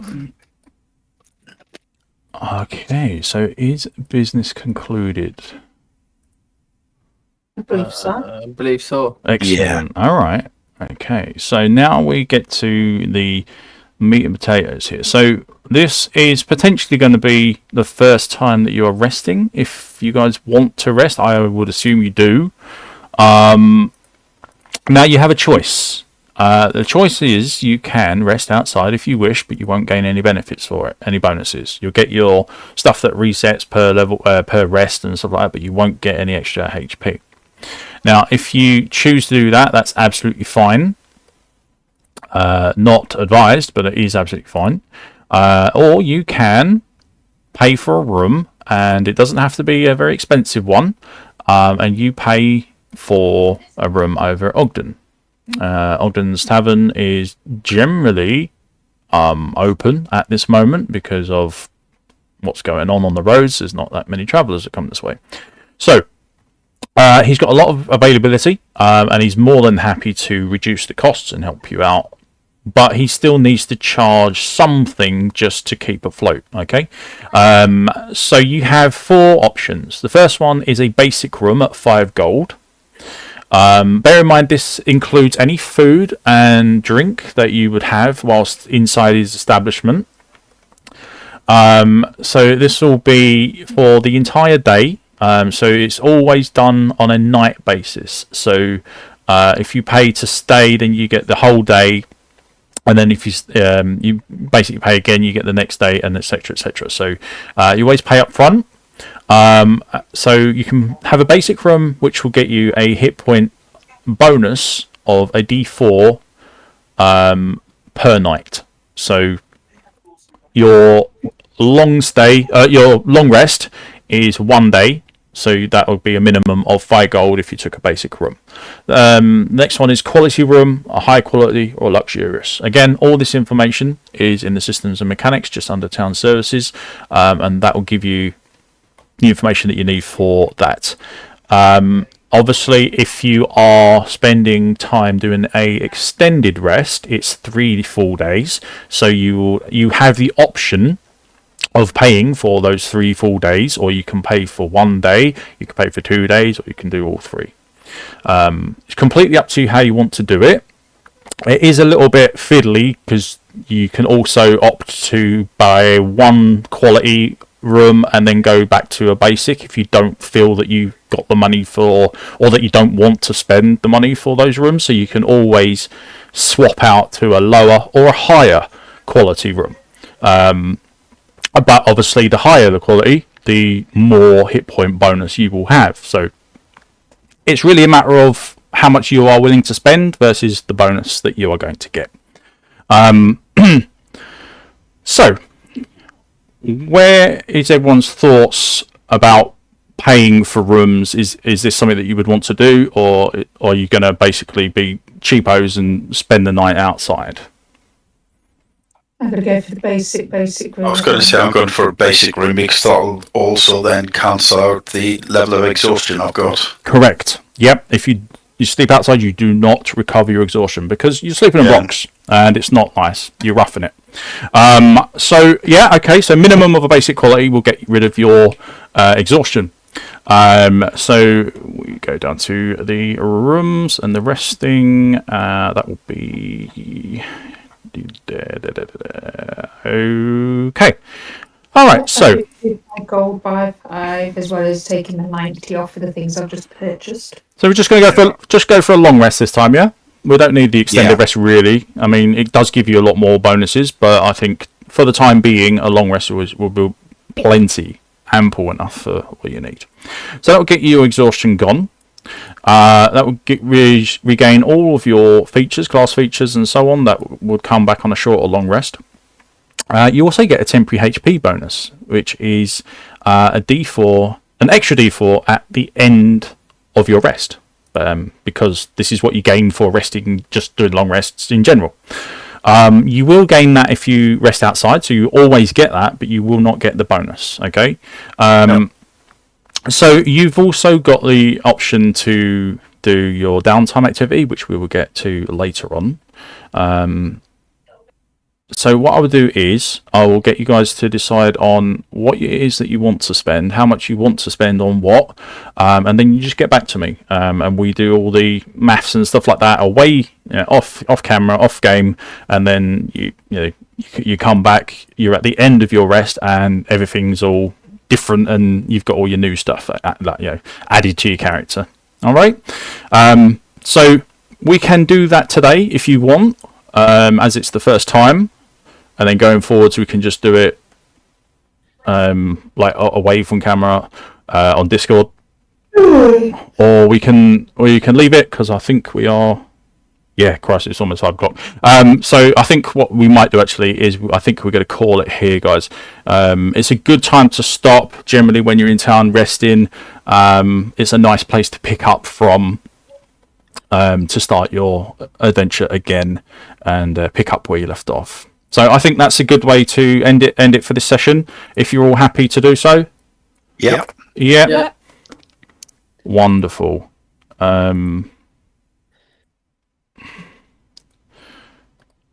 Okay.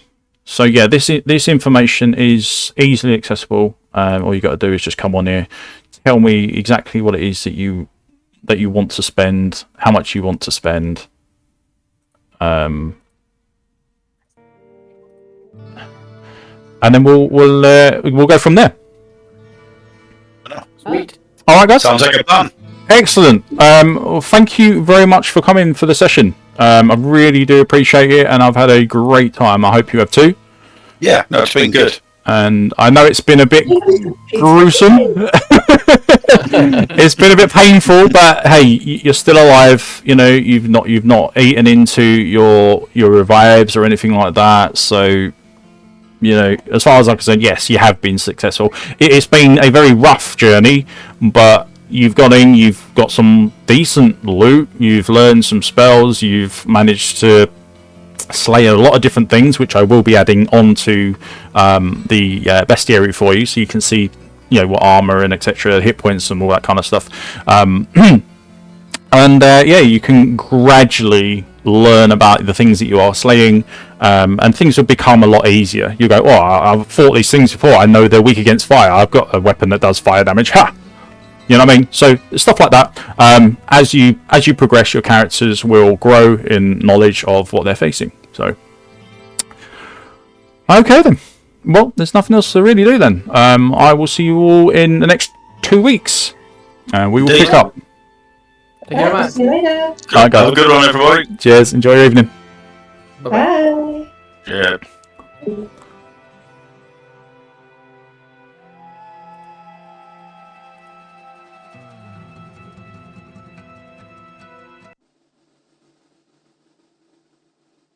Okay. Just going to do the outro. Yes, we overrun on this one just a little bit. Right, okay. Yeah,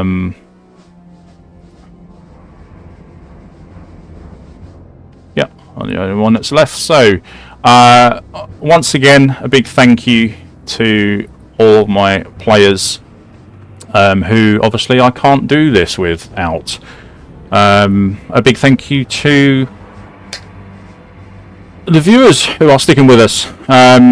Again, you are part of the reason that we do this for. Obviously we enjoy playing, but at the same time we like to share our experiences and indeed our enjoyment of D&D and also in the Diablo universe. So I guess I should be thanking Blizzard as well for actually creating this thing in the first place, because this is absolutely magical. I will say that the next session is going to be in 2 weeks. From here on, we play every Sunday, every 2 weeks. I will try to upload this to my YouTube channel as quick as possible. And also, on every video, I like to put the end tags that lead to other videos in the playlist.